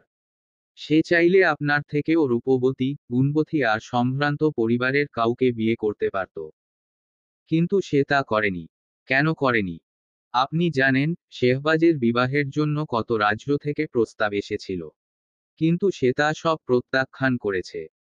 এহেন কথা বলে তৌসিফ একবার আর চোখে জবাকে দেখে নেয়, যেন তার কথার প্রভাব পরখ করতে চাইছে। এরপর কিছুটা রহস্যময়ী সুরে যোগ করে, তাই আমার মনে হয় শেহবাজের নিশ্চয়ই কোনো উদ্দেশ্য আছে আপনাকে বিয়ে করার। সেই জ্ঞানী মানুষ যা করেছে নিশ্চয়ই ভেবেচিন্তেই করেছে। আর প্রয়োজন হলে নিশ্চয়ই দ্বিতীয় বিয়েও করবে। মাঝখান দিয়ে সব হারাবেন আপনি। তৌসিফের কথার তীক্ষ্ণ তীর জবার বক্ষপিঞ্জর ভেদ করে গভীরে প্রবেশ করে। নিজ মনে বলে ওঠে উদ্দেশ্য আছে। অজানা এক ব্যথার স্রোতে জবার সারা দেহ শীতল কম্পনে আচ্ছন্ন হয়ে পড়ে। সে নিঃশব্দে স্থির হয়ে দাঁড়িয়ে থাকে, অথচ তার অভ্যন্তরে চলছে এক প্রলয়। তৌসিফের মুখে একটি দুর্বোধ্য চক্রাকারে হাসি ফুটে ওঠে এবং সে জবাকে গভীরভাবে পর্যবেক্ষণ করে। তার চোখে এক নির্মম তৃপ্তির ঝলক, আর মনে মনে সে বলেই ফেলে, তীর সঠিক লক্ষ্যে আঘাত করেছে। নিজ চিন্তা থেকে বের হয়ে তৌসিফ ফের বলে ওঠে, তাই এখন থেকেই নিজেকে প্রস্তুত করুন সকল কষ্ট সহ্য করতে। তৌসিফের কথায় জবা একবার তার পানে চেয়ে কোন কথা না বলে প্রস্থান করে সেখান হতে। তৌসিফ জবার প্রস্থানের পানে চেয়ে উচ্চস্বরে বলে ওঠে, ভাবিজান আপনার কোন বিষয়ে কষ্ট হলে নির্দ্বিধায় আমাকে জানাবেন, এই অধম আপনার সেবায় নিজেকে নিয়োজিত করতে স্বাচ্ছন্দ্যই বোধ করবে। তৌসিফের কথায় জবা কোন প্রতিক্রিয়া না দেখিয়ে সোজা চলে যায় নিজ কক্ষে। তৌসিফ জবার প্রস্থানের পানে চেয়ে হিসহিসিয়ে বলে ওঠে, শেহবাজের সুন্দরী বোকা ফুল, যা বলেছি তাই বিশ্বাস করেছে। বোকা মেয়ে, এই দুমাসে আমি বুঝে গেছি তুমি শেহবাজের জন্য ঠিক কতটা গুরুত্বপূর্ণ। তোমাদের দুজনের বিচ্ছেদ মানেই শেহবাজের শুধু ভেঙে পড়া না, বরং ধ্বংস হওয়া। এতদিন শেহবাজের কোন দুর্বলতা আমার জানা ছিল না, কিন্তু এখন আমার সব জানা, তাই এখন তাকে হারাতে খুব একটা কষ্ট হবে না। ইস, বেচারা শেহবাজ নিজের প্রাণভোমরার সামনেও নিজ অনুভূতি প্রকাশ করে না। হা হা হা, তোমার এই গুমোট স্বভাবই তোমাদের বিচ্ছেদের কারণ বানাবো আমি। তোমার ফুলকে আমি আমার করে কষ্ট দেব তোমায় প্রতিনিয়ত। এটা আমার ওয়াদা নিজের কাছে। কথাগুলো বলেই উচ্চস্বরে হাসতে থাকে তৌসিফ। দরবার কক্ষে নেমে এসেছে গভীর এক নিস্তব্ধতা। গুমোট বাতাসে প্রতিটি শ্বাস আটকে গেছে, আর পরিবেশ ভারী হয়ে উঠেছে অদৃশ্য আতঙ্কে। রাজ্যের কর আদায়ের আলোচনা শেষ করে এবার দরবারের কেন্দ্রবিন্দুতে উঠে এসেছে ঘটে যাওয়া সেই নির্মম খুনের প্রসঙ্গ।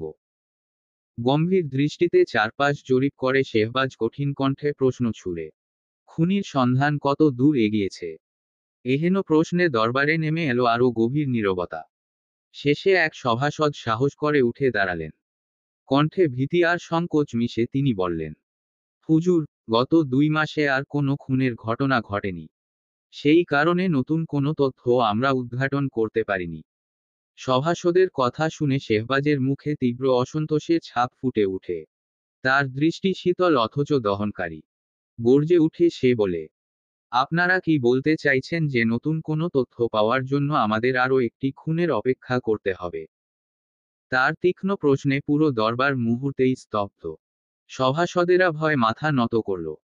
শেহবাজের চোখে ক্রোধ আর কণ্ঠে দৃঢ় আদেশ প্রতিধ্বনিত হল, আর একটি খুন সংগঠিত হওয়ার আগেই আমি খুনিকে আমার সম্মুখে চাই। তার কথাগুলো বজ্রের মতো আঘাত হানে দরবারের নির্জন পরিবেশে। এরপর শেহবাজ কোনো দিকে না তাকিয়ে দরবার কক্ষ ত্যাগ করে। তার পদচারণার গভীর ধ্বনি গুমোট নির্বতায় প্রতিধ্বনি তুলে পেছনে রেখে যায় নতজানু, স্তব্ধ দরবার। সময়ের অচল ধারা বেয়ে সূর্য তার অগ্নিময় গৌরব হারিয়ে পশ্চিমাকাশে লুকিয়েছে অনেক আগেই। সেলিম বাগানের কাজ সেরে মহল ত্যাগের পূর্বে স্থির দৃষ্টিতে শাহনূরের জানালার দিকে তাকিয়ে থাকে, শুধু একবার তার মুখশ্রী দেখার আকাঙ্ক্ষায়। মহল থেকে প্রস্থান মানেই এক দীর্ঘ প্রতীক্ষার সূচনা। হয়তো আগামীকাল আবার দেখা হবে। কিন্তু সেলিমের অস্থির হৃদয় চায় প্রতিটি নিঃশ্বাসে যেন শাহনূরের মুখচ্ছবি মিশে থাকে। অথচ যখনই শাহনূর তার নিকটবর্তী হয়, সেলিম তাকে অজুহাতের বেড়াজালে দূরে ঠেলে দেয়। তাহলে কি অধিকার তার শাহনূরকে নিয়ে এভাবে ভাবার? সেলিম জানে, শাহনূর তার যতটা কাছে আসবে, ততটাই পুড়তে হবে তাকে। কারণ সূর্যের দাহকে এড়ানো সম্ভব নয়। তাই সেলিম দিনের পর দিন শাহনূরকে দূরে সরিয়ে রাখার কঠোর সিদ্ধান্তে অটল থাকে। তবে দূরত্ব কি হৃদয়ের আকাঙ্ক্ষাকে থামাতে পারে? প্রতিদিন মহল ছাড়ার আগে সেলিম গোপনে জানালার কাছে উকি দেয়, তার প্রতীক্ষার প্রতিদান হিসেবে এক ঝলক শাহনূরের মুখ দেখার আশায়। কখনো সে সেই প্রতীক্ষার তৃপ্তি পায়, কখনো শুধু নীরব অন্ধকারে নিমজ্জিত হয়। যেদিন শাহনূরকে দেখে, সেদিন তার মুখে সূক্ষ্ম এক হাসির রেখা ফুটে ওঠে। আর যেদিন দেখে না, সেদিন বিষণ্ণতা যেন তার হৃদয় ভেদ করে বাগানের প্রতিটি পত্রে ছড়িয়ে পড়ে। তবুও সেলিম নীরবে এই একতরফা ভালোবাসার দাবানলে নিজেকে জ্বালিয়ে বিলীন করে চলেছে। ভালোবাসা তখনই পূর্ণতার রূপ পায়, যখন দুটি হৃদয় একসঙ্গে স্পন্দিত হয়, একে অপরের অস্তিত্বে নিজেকে খুঁজে পায়। কিন্তু একতরফা ভালোবাসা, তা তো নিঃশেষ করার এক নির্দয় প্রক্রিয়া, যা ধিকি ধিকি জলে মানুষকে ভস্মে পরিণত করে। তবে সেলিমের ভালোবাসা কি সাধারণ একতরফা ভালোবাসার তুল্য? একতরফা ভালোবাসায় অন্তত পূর্ণতার এক ক্ষীণ প্রতীক্ষা থাকে, এক অস্পষ্ট আশা থাকে প্রাপ্তির। কিন্তু সেলিমের ভালোবাসা, তা তো এক শূন্যতার সঙ্গে যুদ্ধ, যেখানে না আছে আশা, না আছে প্রাপ্তির কোনো প্রতিশ্রুতি। তার এই ভালোবাসা অস্তিত্বহীনতার এক নিঃসীমসীমাহীন গভীরতা, যেখানে ভালোবাসার আলো পৌঁছায় না, শুধুই ত্যাগ তৃষ্ণা আর নিঃশব্দ যন্ত্রণা। বহু প্রতীক্ষার পর জানালার সম্মুখে আসার এক নতুন আলো হয়ে শাহনূরের আগমন ঘটে। দীর্ঘ সময় ধরে সেলিমের মলিন মুখে অবশেষে ফুটে ওঠে হাসি। মুগ্ধ নয়নে সে দূর থেকে তাকিয়ে থাকে শাহনূরের দিকে। এ যেন অপরিমেয় সৌন্দর্যের চিরন্তন দর্শন, যা সেলিমের নিকট অপূর্ব আরাধ্য। শাহনূরের অবুঝ অস্পষ্ট চাহনি আকাশের দিকে নিবন্ধ, যেন এক অনির্দিষ্ট প্রত্যাশায় মগ্ন। হঠাৎ আকাশে ইচ্ছা পাখির উড়াল দৃশ্যমান হলে শাহনূর তীব্র উদ্দীপনায় হাততালি দিয়ে তাদের সাথে দুহাত প্রসারিত করে। যেন নিজেও সেই পাখিদের সঙ্গে হারিয়ে যেতে চায় দূর অগ্রগামী অম্বরের মধ্যে। ঠিক তখনই সেলিমের মস্তিষ্কে প্রবলভাবে গেঁথে ওঠে শাহনূরের বলা সেই কথা, আমাকে মহলের বাহিরে কবে নিয়ে যাবে সেলিম?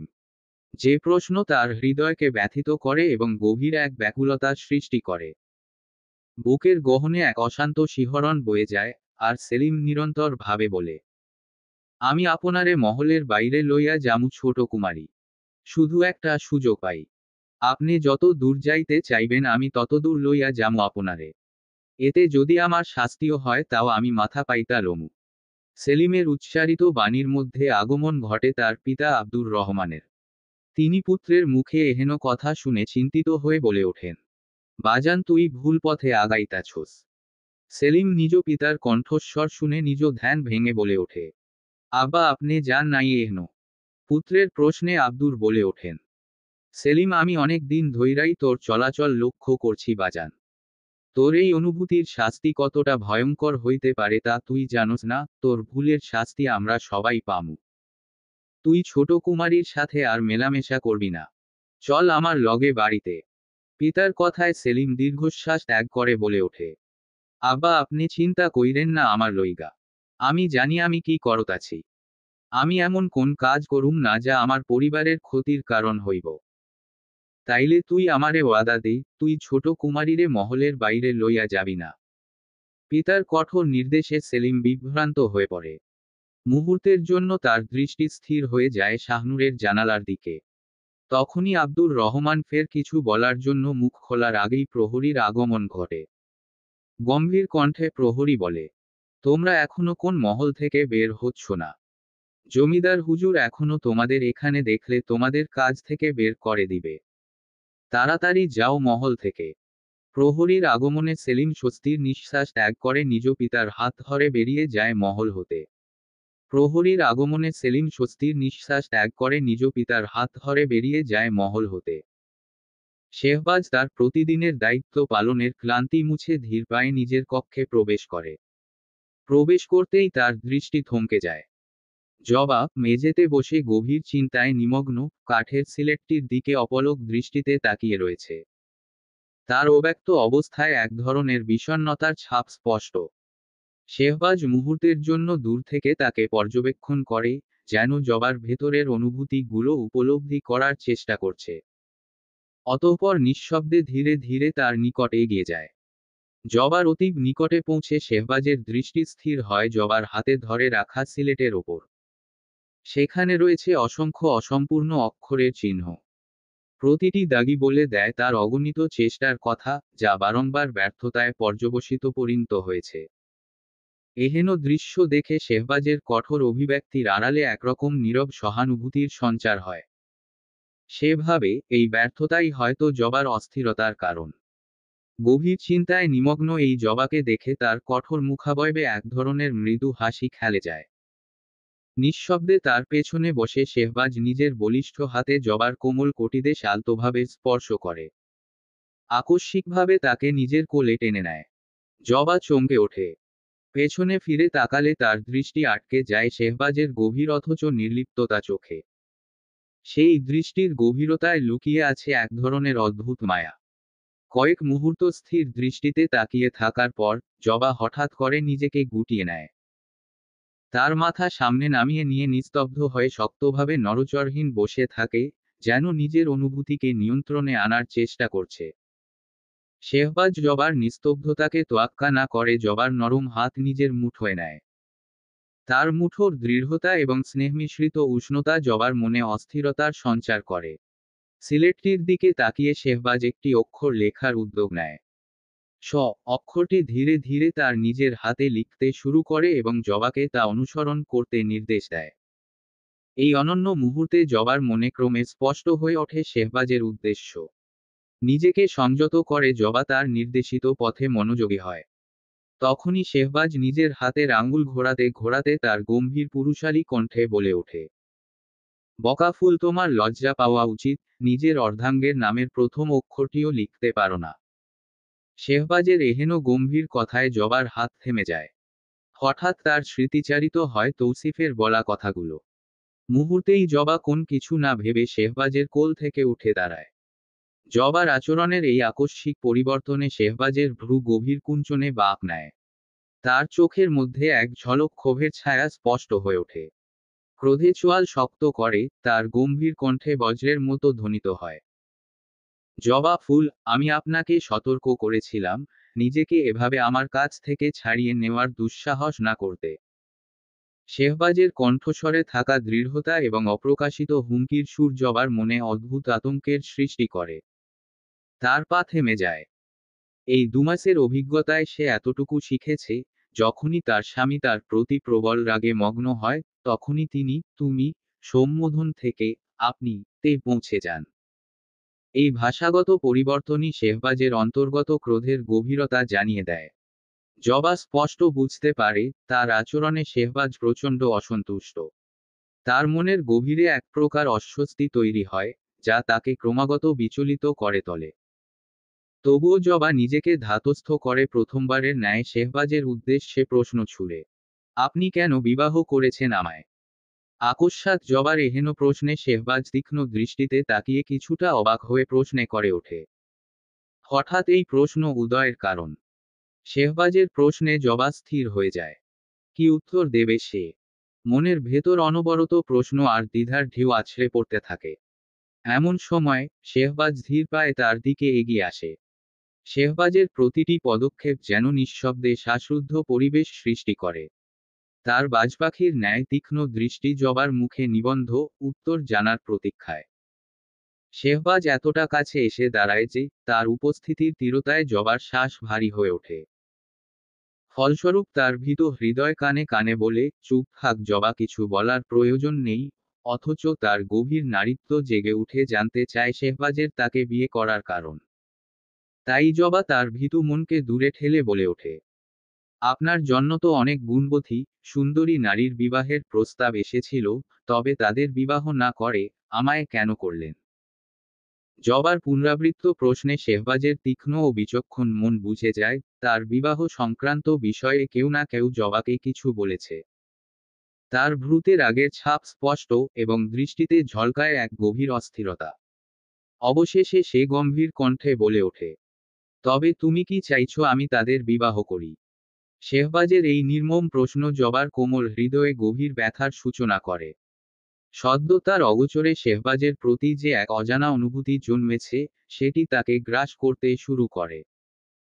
কেন সে এই নিষ্ঠুর জমিদারকে অন্য কারো সঙ্গে ভাবতে পারছে না, তা বুঝতে না পেরে তার ভেতর এক অবাঞ্ছিত কষ্ট দানা বাঁধছে। হঠাৎই জবার মায়ামো নয়ন থেকে নিঃশব্দে গড়িয়ে পড়ে দুফোঁটা অশ্রু। শেহবাজের চক্ষু এড়িয়ে যায় না সেই অশ্রু। মুহূর্তেই তার কঠিন হৃদয় নরম হয়ে ওঠে, আর জবার এমন অসহায় অবস্থা তাকে ভিতরে ভিতরে নাড়িয়ে দেয়। নিজেকে সামলে কিছু বলতে যাওয়ার আগেই জবা আবেগে অন্ধ হয়ে এমন কথা বলে বসে, যা বলা তার জন্য একেবারেই বারণ। আমি আর আপনার সঙ্গে থাকব না। আমাকে আব্বা আম্মার কাছে যেতে দিন। জবার এই কথা শেহবাজের রাগের আগুনে ঘি ঢালার ন্যায় সাব্যস্ত হয়। তার চোখ দুটো দহনশীল অগ্নি হয়ে ওঠে। ক্রোধের চূড়ান্ত পর্যায়ে গিয়ে সে জবার কোমল থুতনি চেপে ধরে দাঁত পিষে বলে ওঠে, কি বললেন? আবার বলুন তো, জবা ফুল। শেহবাজের এমন রুদ্র রূপ দেখে জবা ভয় থরথর করে কাঁপতে থাকে। সে শেহবাজকে রাগতে দেখেছে, কিন্তু তার সঙ্গে এমন ভয়ঙ্কর আচরণ এখন অবধি কখনো করতে দেখেনি। তবুও জবা থুতনির ব্যথায় আর আবেগের বশে তার কণ্ঠস্বরকে আটকে রাখতে পারে না। আমি থাকবো না আপনার সাথে। আপনি ভালো না। জবার এহেন কথায় শেহবাজ চোখ কঠোরভাবে বন্ধ করে ক্রমাগত দমন করার চেষ্টা করে নিজের ক্রোধ। কিন্তু জবার অবাধ্য কথাগুলো যেন তপ্ত আগুনের মতো তার ধৈর্যের শেষ সীমানায় আঘাত হানে। গভীর এক দীর্ঘশ্বাসের পরেও ক্রোধ নিয়ন্ত্রণ করতে ব্যর্থ হয়ে সে জবাকে এক ঝটকায় সরিয়ে দিয়ে বজ্রকণ্ঠে বলে ওঠে, কি বললেন থাকবেন না আমার সাথে? আমি খারাপ। মস্ত বড় ভুল কথা বলে ফেলেছেন, জবা ফুল। এর শাস্তি তো আপনাকে পেতেই হবে। তার কণ্ঠস্বরের আগের প্রতিধ্বনি যেন চারপাশের বাতাসকে কাঁপিয়ে তোলে। শেহবাজ জবার কোমল হাত নিজের শক্ত হাতের মাঝে জোরে চেপে ধরে এমনভাবে যেন পৃথিবীর কোনো শক্তি তা ছাড়াতে অক্ষম। তার চোখে অগ্নিশিখার দাহ স্পষ্ট, আর ঠোঁটের কোণে ফুটে ওঠে শীতল, নির্মম এক হাসি। অতঃপর আরও কাছে ঝুঁকে, গভীর ও শীতল স্বরে ঘোষণা করে, আমার থেকে রেহাই আপনি কোনো ক্রমেই পাবেন না। আমার মতো খারাপ মানুষের সাথে মৃত্যুর আগ পর্যন্ত থাকতে হবে আপনার। কথাগুলো বলেই শেহবাজ জবার হাত ধরে মহলের ভেতর থেকে টেনে নিয়ে যেতে থাকে। তার কঠোর মুখাবয়ব থেকে যেন আগুন জ্বলছে। জবার ব্যথা আর্তনাদ হয়ে বের হলেও শেহবাজ তার কোনো তোয়াক্কা করেনি। তার চোখে কেবল সিদ্ধান্তের দৃঢ়তা আর রাগের ঝলক। মহলের দাসদাসীরা শেহবাজের এহেন রূপে ভয় মুখ লুকিয়ে নিজেদের কাজ থেকে দূরে সরে যায়। শেহবাজ মহলের বিশাল ফটকের বাইরে গিয়ে জবার হাতটি এমনভাবে ছুঁড়ে দেয়, যেন তার কোনো গুরুত্ব নেই। জবা ভারসাম্য হারিয়ে মাটিতে পড়ে যায়। ঠান্ডা মাটি যেন তার শরীরকে চাবুকের মতো আঘাত করে। জবা মাটি ধরে উঠে দাঁড়ায়। তখনই শেহবাজ কঠিন কণ্ঠে বলে উঠে, আপনার শাস্তি এখানেই শেষ নয়।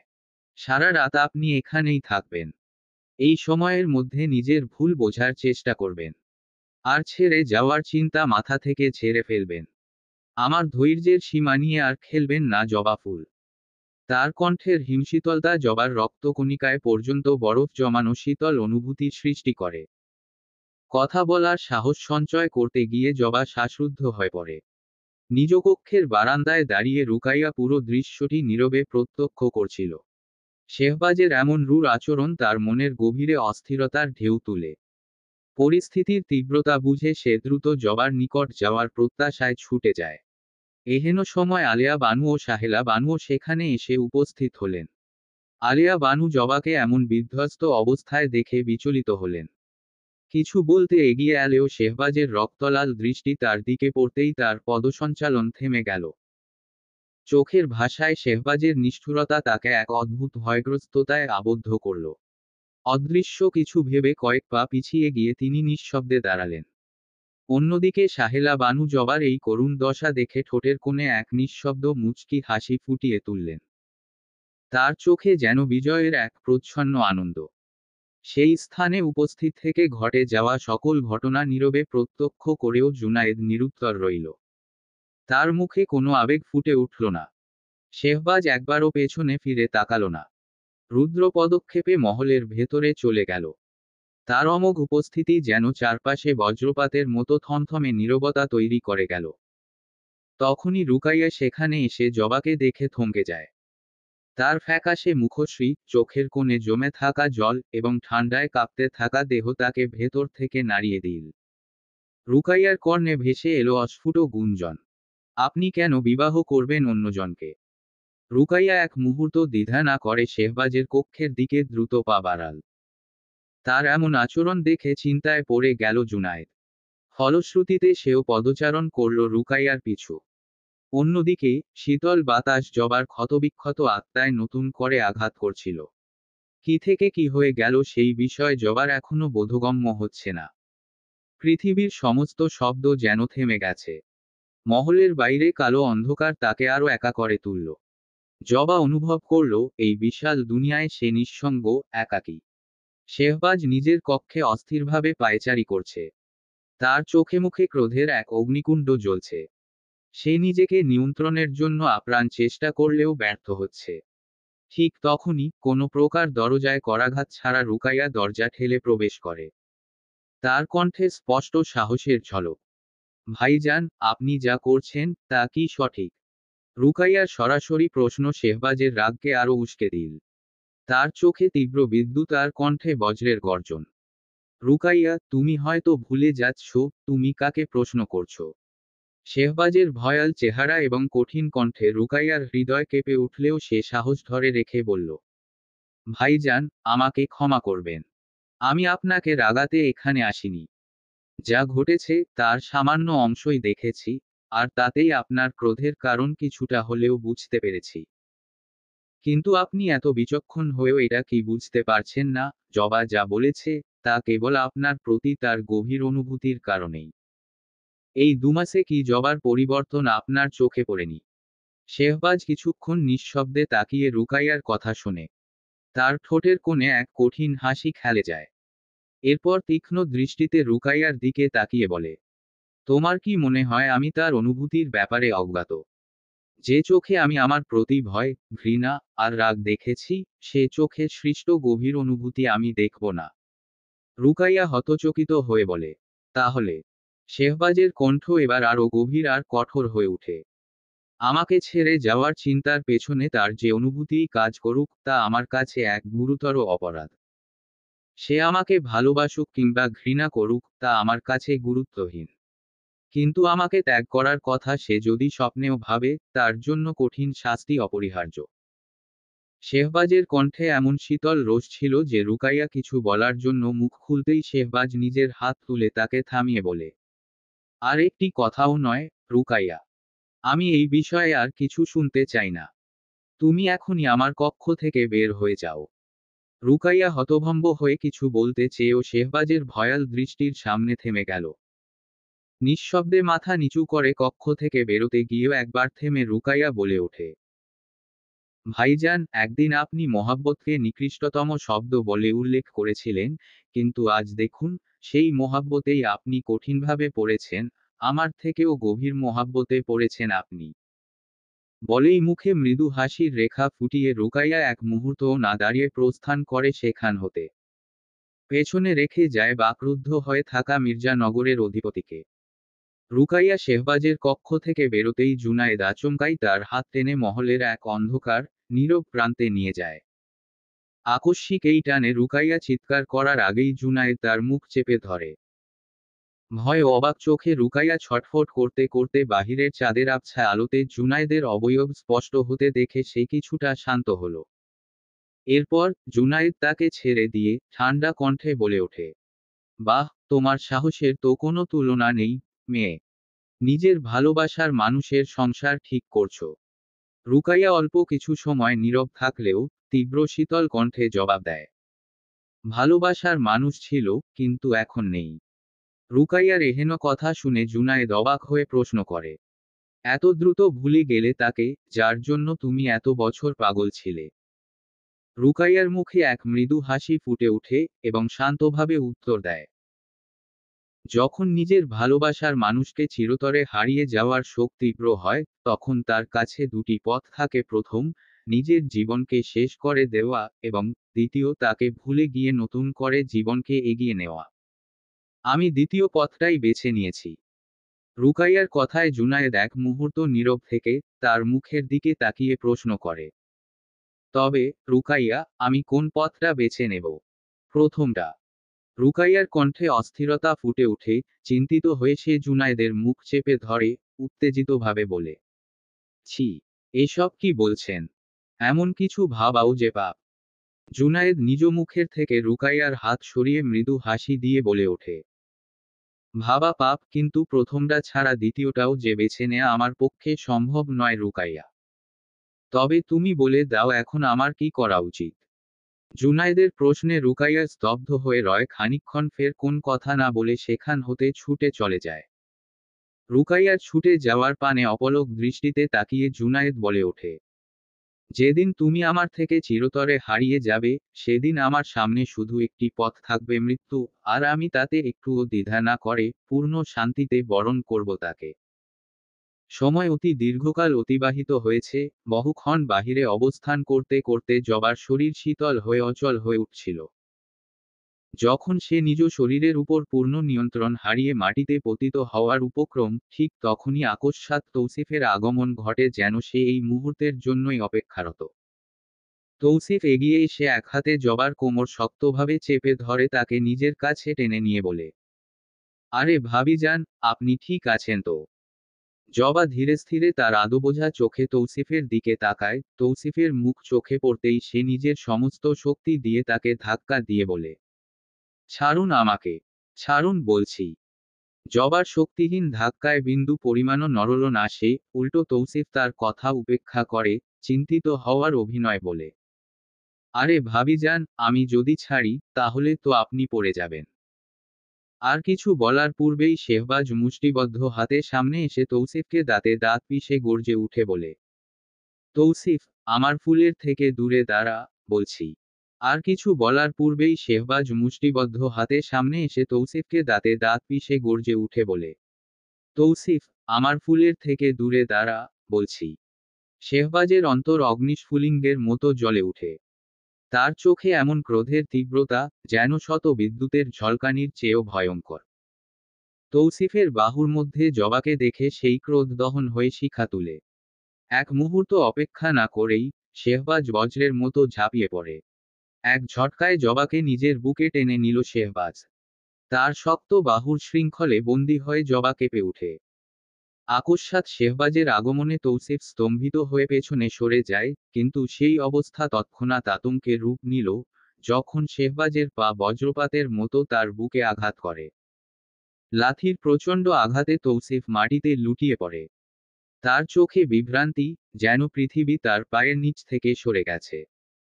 শেহবাজের ক্রোধের ধ্বংসাত্মক ঝড় তাকে পুরোপুরি গ্রাস করে নেয়। তার গর্জন মহল জুড়ে ধ্বনিত হল, তলোয়ার আনো। আজ আমি ওই হাত কেটে ফেলব, যে হাত আমার ফুলকে স্পর্শ করার দুঃসাহস দেখিয়েছে। মহল শিহরিত হয়ে ওঠে সেই গর্জনে। দাসীরা ভয় ছুটে যায় তলোয়ার আনতে। কেউ তার চোখের দিকে তাকানোর সাহস করল না। চারদিকে নেমে এলো গভীর নীরবতা। মহলে ঘুমন্ত সকল সদস্য উপস্থিত হল সেথায়। সাহেলা বানু ছুটে এসে মাটিতে পড়ে থাকা তৌসিফকে দেখলেন। তার চোখে উদ্বেগের ছায়া। তৎক্ষণাৎ তিনি তৌসিফকে আড়াল করে বললেন, শেহবাজ, কি হয়েছে? তুমি এমন করছো কেন আমার পুত্রের সাথে? আলিয়া বানু ছেলের ক্রোধান্বিত চেহারা দেখে হতচকিত হয়ে বললেন, শেহবাজ, নিজেকে সামলাও। আমাদের বলো, কি হয়েছে? কিন্তু শেহবাজের রাগ তখন দাবানলের মতো ছড়িয়ে পড়ছে। কারো কথা তার কর্ণে পৌঁছাচ্ছে না কোন ক্রমে। তাকে দেখে এই মুহূর্তে মনে হচ্ছে তার একমাত্র লক্ষ্য যেন প্রতিশোধ। জবা তখন শেহবাজের বুকে মুখ লুকিয়ে কাঁপছে। তার অশ্রুসিক্ত চোখ শেহবাজের ক্রোধের দাবানলকে নিবারণ করতে ব্যর্থ। তলোয়ার হাতে নিয়ে শেহবাজ ধীর পায়ে তৌসিফের দিকে এগিয়ে যায়। তার প্রতিটি পদক্ষেপে যেন মাটির হৃদস্পন্দন থেমে যাচ্ছে। ততক্ষণাৎ জবা ক্লান্ত, নিভু নিভু আকুল কণ্ঠে বলে উঠে, না, দয়া করে থামুন, এমন করবেন না। কিন্তু শেহবাজের প্রতিশোধস্পৃহা যেন পাথরে খোদাই করা ছিল, অটল, অমোঘ, অপরিবর্তনীয়। জবা আতঙ্কিত হৃদয়ে তাকে আঁকড়ে ধরে থামানোর প্রাণপণ চেষ্টায় লিপ্ত, কিন্তু তার কাপা হাত শেহবাজের আগুনের লেলিহান শক্তিকে দমাতে সম্পূর্ণ ব্যর্থ হল। কিন্তু হঠাৎ, অপ্রত্যাশিতভাবে, জবা ক্লান্তি আর ভয়ের ভারে ভেঙে পড়ে। তার শ্বাস ভারী হয়ে আসে, চোখ ধীরে ধীরে বন্ধ হয়ে যায়, আর এক নিস্তব্ধ অসহায়তায় সে শেহবাজের শক্ত বুকে শিথিল হয়ে লুটিয়ে পড়ে। সেই নিস্তব্ধতার স্পর্শ যেন শেহবাজের ক্রোধের দাবানলে এক অদৃশ্য বৃষ্টির ঝাপটা এনে দেয়, মুহূর্তে থেমে যায় তার ভিতরের ঝড়। এহেন পরিস্থিতিতে তলোয়ার তার হাত থেকে মাটিতে পড়ে যায়। শেহবাজ থমকে দাঁড়ায়। তার চোখে ক্রোধের পরিবর্তে আতঙ্ক আর অপরাধবোধ। দ্রুত সে জবাকে নিজ কোলে তুলে নেয়। তার শক্তিশালী হাতের স্পর্শে তখন এক ধরনের ভয়ার্ত কোমলতা। শেহবাজের কণ্ঠ ফিসফিস করে উঠল, তবু তার শব্দ যেন পাহাড়ের গর্জনের মতো ভারী। ফুল চোখ খুলো। বলতে বলতে শেহবাজ জবাকে নিয়ে পদচারণ করে নিজ কক্ষের উদ্দেশ্যে। শেহবাজের অস্থিরতায় হতবাক সকলে। শেহবাজের এই অনুচ্চারিত উত্তেজনা এবং গভীর অস্থিরতা দেখে হতবাক হয়ে যায় উপস্থিত সকলে। আজ তারা প্রত্যক্ষ করে এমন এক শেহবাজকে, যে শুধু মির্জা নগরের প্রভুত্বশালী অধিপতি নয় বরং এক প্রেমিক, যার অন্তরের প্রতিটি স্পন্দনে জবা নামের অমলিন এক ভালোবাসা ধ্বনিত হয়। তার বুকে জ্বলে ওঠা এই গভীর আবেগের আগুন, যেন প্রতিজ্ঞাবদ্ধ নিজ অর্ধাঙ্গিনীকে চিরকাল আগলে রাখার। এতক্ষণ যাবৎ ভয়ে গুটিয়ে থাকা তৌসিফ শেহবাজের আকস্মিক পরিবর্তনে মনে মনে বলে ওঠে, জবার প্রতি তোর মনে থাকা ভালোবাসা আমার জানা ছিল, কিন্তু সেটা যে এত প্রখর তা জানা ছিল না।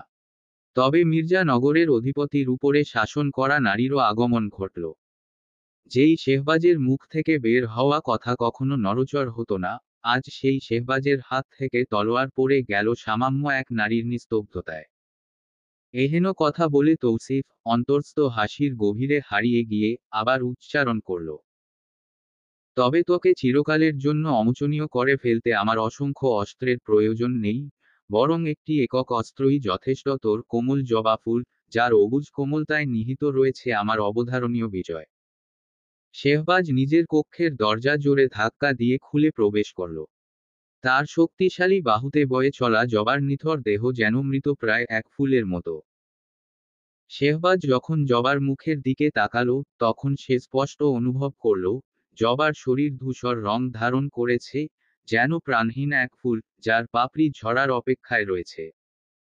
এহেন দৃশ্যে শেহবাজের রুহ কেঁপে উঠল তৎক্ষণাৎ। মখমলের বিছানার উপর সাবধানে জবাকে শুইয়ে দিয়ে, শেহবাজ তার শীতল হাতটি জবার কপালে স্পর্শ করতেই এক অস্বস্তিকর শীতলতা অনুভূত হল। সেই শীতলতা যেন শেহবাজের বুকের গভীরে এক অজ্ঞাত আতঙ্কের ঢেউ সৃষ্টি করে, যা তার হৃদয়ের তলদেশ পর্যন্ত পৌঁছাল। চিন্তায় কুঁচকানো রেখা তার কপালে দৃশ্যমান হল। চারপাশের পরিবেশে অদৃশ্য ভয় চেপে বসল, যা ঘরজুড়ে এক প্রাণহীন কোলাহল সৃষ্টি করে, যেন এক গভীর নীরবতা বাতাসে ভাসছে। এক মুহূর্ত স্থির থেকে শেহবাজ উৎকণ্ঠিত হয়ে দাসীদের হাত ছুড়ল। তার কণ্ঠস্বর ছিল তুমুল গর্জনের মতো, যা পুরো মহলকে কাঁপিয়ে ফেলার ন্যায়। দাসীরা দ্রুত ছুটে আসতেই শেহবাজ হুকুম ছুড়ে, এক্ষুনি গরম তেল নিয়ে আসো। বিলম্ব হলে রক্ষে নেই কারো। শেহবাজের আদেশ শুনে তৎক্ষণাৎ ভয়ে গরম তেল নিয়ে ছুটে আসে দাসীরা। শেহবাজ নিজে তেলের পাত্র হাতে নিয়ে তাতে একবার দৃষ্টি তাক করে। তখনই একজন দাসী বলে ওঠে, হুজুর দিন, আমরা মালিশ করে দিচ্ছি। দাসীর কথায় শেহবাজ ক্ষিপ্ত কণ্ঠে বলে ওঠে, তোমরা এখন এখান থেকে যাও, কারো প্রয়োজন নেই আমার। শেহবাজের কথায় দাসীরা কোনো প্রতিক্রিয়া না দেখিয়ে দ্রুত চরণে ত্যাগ করে কক্ষ। শেহবাজ খানিকক্ষণ নীরবে জবার নির্জীব চেহারার পানে তাকিয়ে থাকে, তার দৃষ্টি গভীর এবং অস্থির। তারপর সে গরম তেলের পাত্রটির খানিকক্ষণ দেখল ধীরে ধীরে, অত্যন্ত যত্নে, জবার শীতল হাত ও পায়ে তেল মাখাতে শুরু করে। তার শক্ত অথচ স্নেহময় আঙুলগুলি একে একে জবার আঙ্গুলগুলো ঘষে রক্ত সঞ্চালন ফিরিয়ে আনার চেষ্টায় নিমগ্ন হয়ে ওঠে।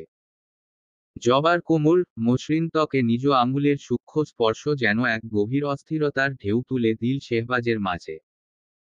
তবুও তেল মাখানোর পরও জবার শরীরের সেই শীতলতা যখন কিছুতেই কমল না, তখন শেহবাজের অন্তর্দাহ আরও প্রবল হয়ে উঠল।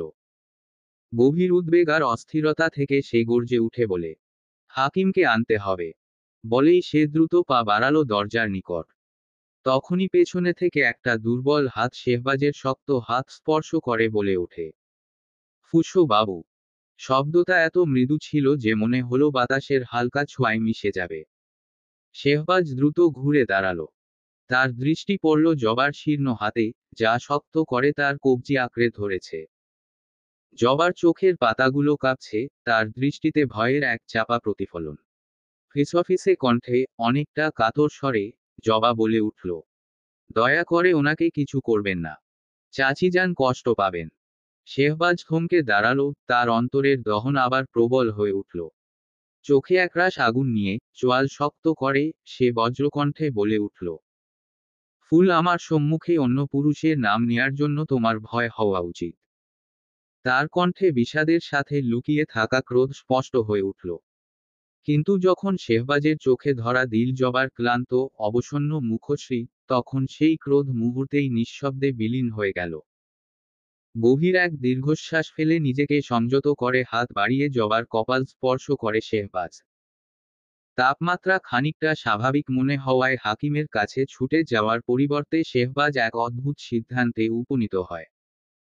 হঠাৎ করেই শক্ত হাতে নিজের পরিহিত পাঞ্জাবি খুলে দূরে ছুঁড়ে ফেলে সে।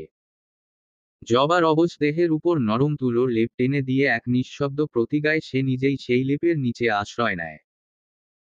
ফের জবার শরীরের উপর থাকা শাড়ির আঁচল সরিয়ে, নিজের উন্মুক্ত বুকের উষ্ণতা দিয়ে তার শীতল শরীরকে উষ্ণ করতে শেহবাজ জবাকে শক্ত করে নিজের বাহুর মধ্যে জড়িয়ে নেয়। সেই মুহূর্তে, তার প্রতিটি স্পর্শে ছিল এক নিঃশব্দ আকুতি, এক অদম্য ইচ্ছা জবার জীবনকে নিজের সমস্ত উষ্ণতা দিয়ে পূর্ণ করে তোলার।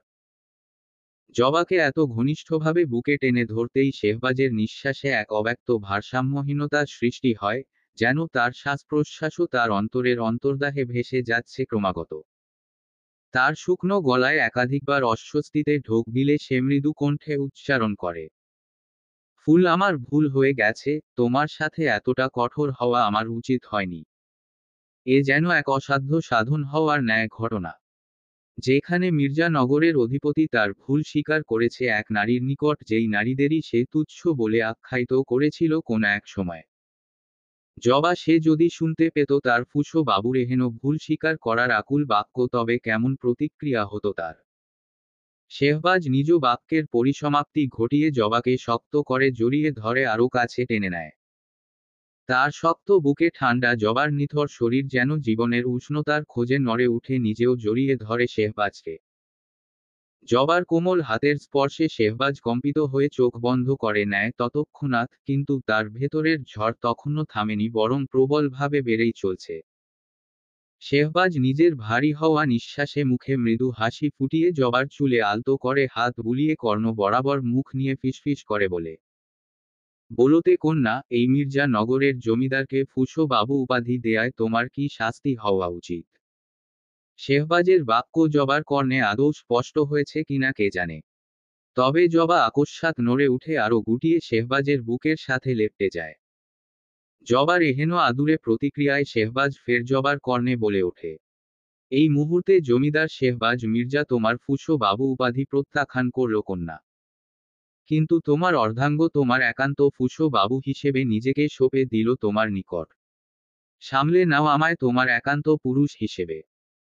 কথাগুলো উচ্চারণের সাথে সাথে শেহবাজ জবার কপালে তার ঠান্ডা, মসৃণ অধরটি স্পর্শ করল এক গভীর আবেগে, যেন তার প্রতিটি স্পর্শে সেই অনুভূতি আত্মপ্রকাশ করতে চায়। এরপর পুনরায় কপাল থেকে জবার গালে তার অধরের স্পর্শ করে একটি অদ্ভুত অনুভূতির সৃষ্টি করে, যেখানে শরীরের প্রতিটি অনুভূতি একযোগে জেগে ওঠে এবং জবা এক অদ্ভুত কম্পনে কেঁপে ওঠে। জবার কম্পনে, শেহবাজ নিজের অধর জবার নরম অধরের দিকে নিয়ে যায়, এক অসীম আকুলতায়। সে নিজেকে আর সামলাতে পারল না, তবুও অধরে অধর স্পর্শ না করে জবার ললাটে এক গভীর চুম্বন রেখে, গভীর নিঃশ্বাস ফেলে। ফের শেহবাজ মৃদু কণ্ঠে বলে, আমায় পাগল করে দিচ্ছ ফুল, কবে নিজ থেকে আমায় কাছে টেনে নিবে তুমি? রাতের এক দমবন্ধকর পরিস্থিতি অতিক্রম করে প্রভাতের সোনালী আবির্ভাব ঘটেছে পৃথিবী জুড়ে। জবার শয়নরত কক্ষের জানালা দিয়ে এক মৃদু ঠান্ডা হাওয়ার ঝলক ভেসে আসছে, যা দেহে এক অদ্ভুত শীতলতা তৈরি করছে।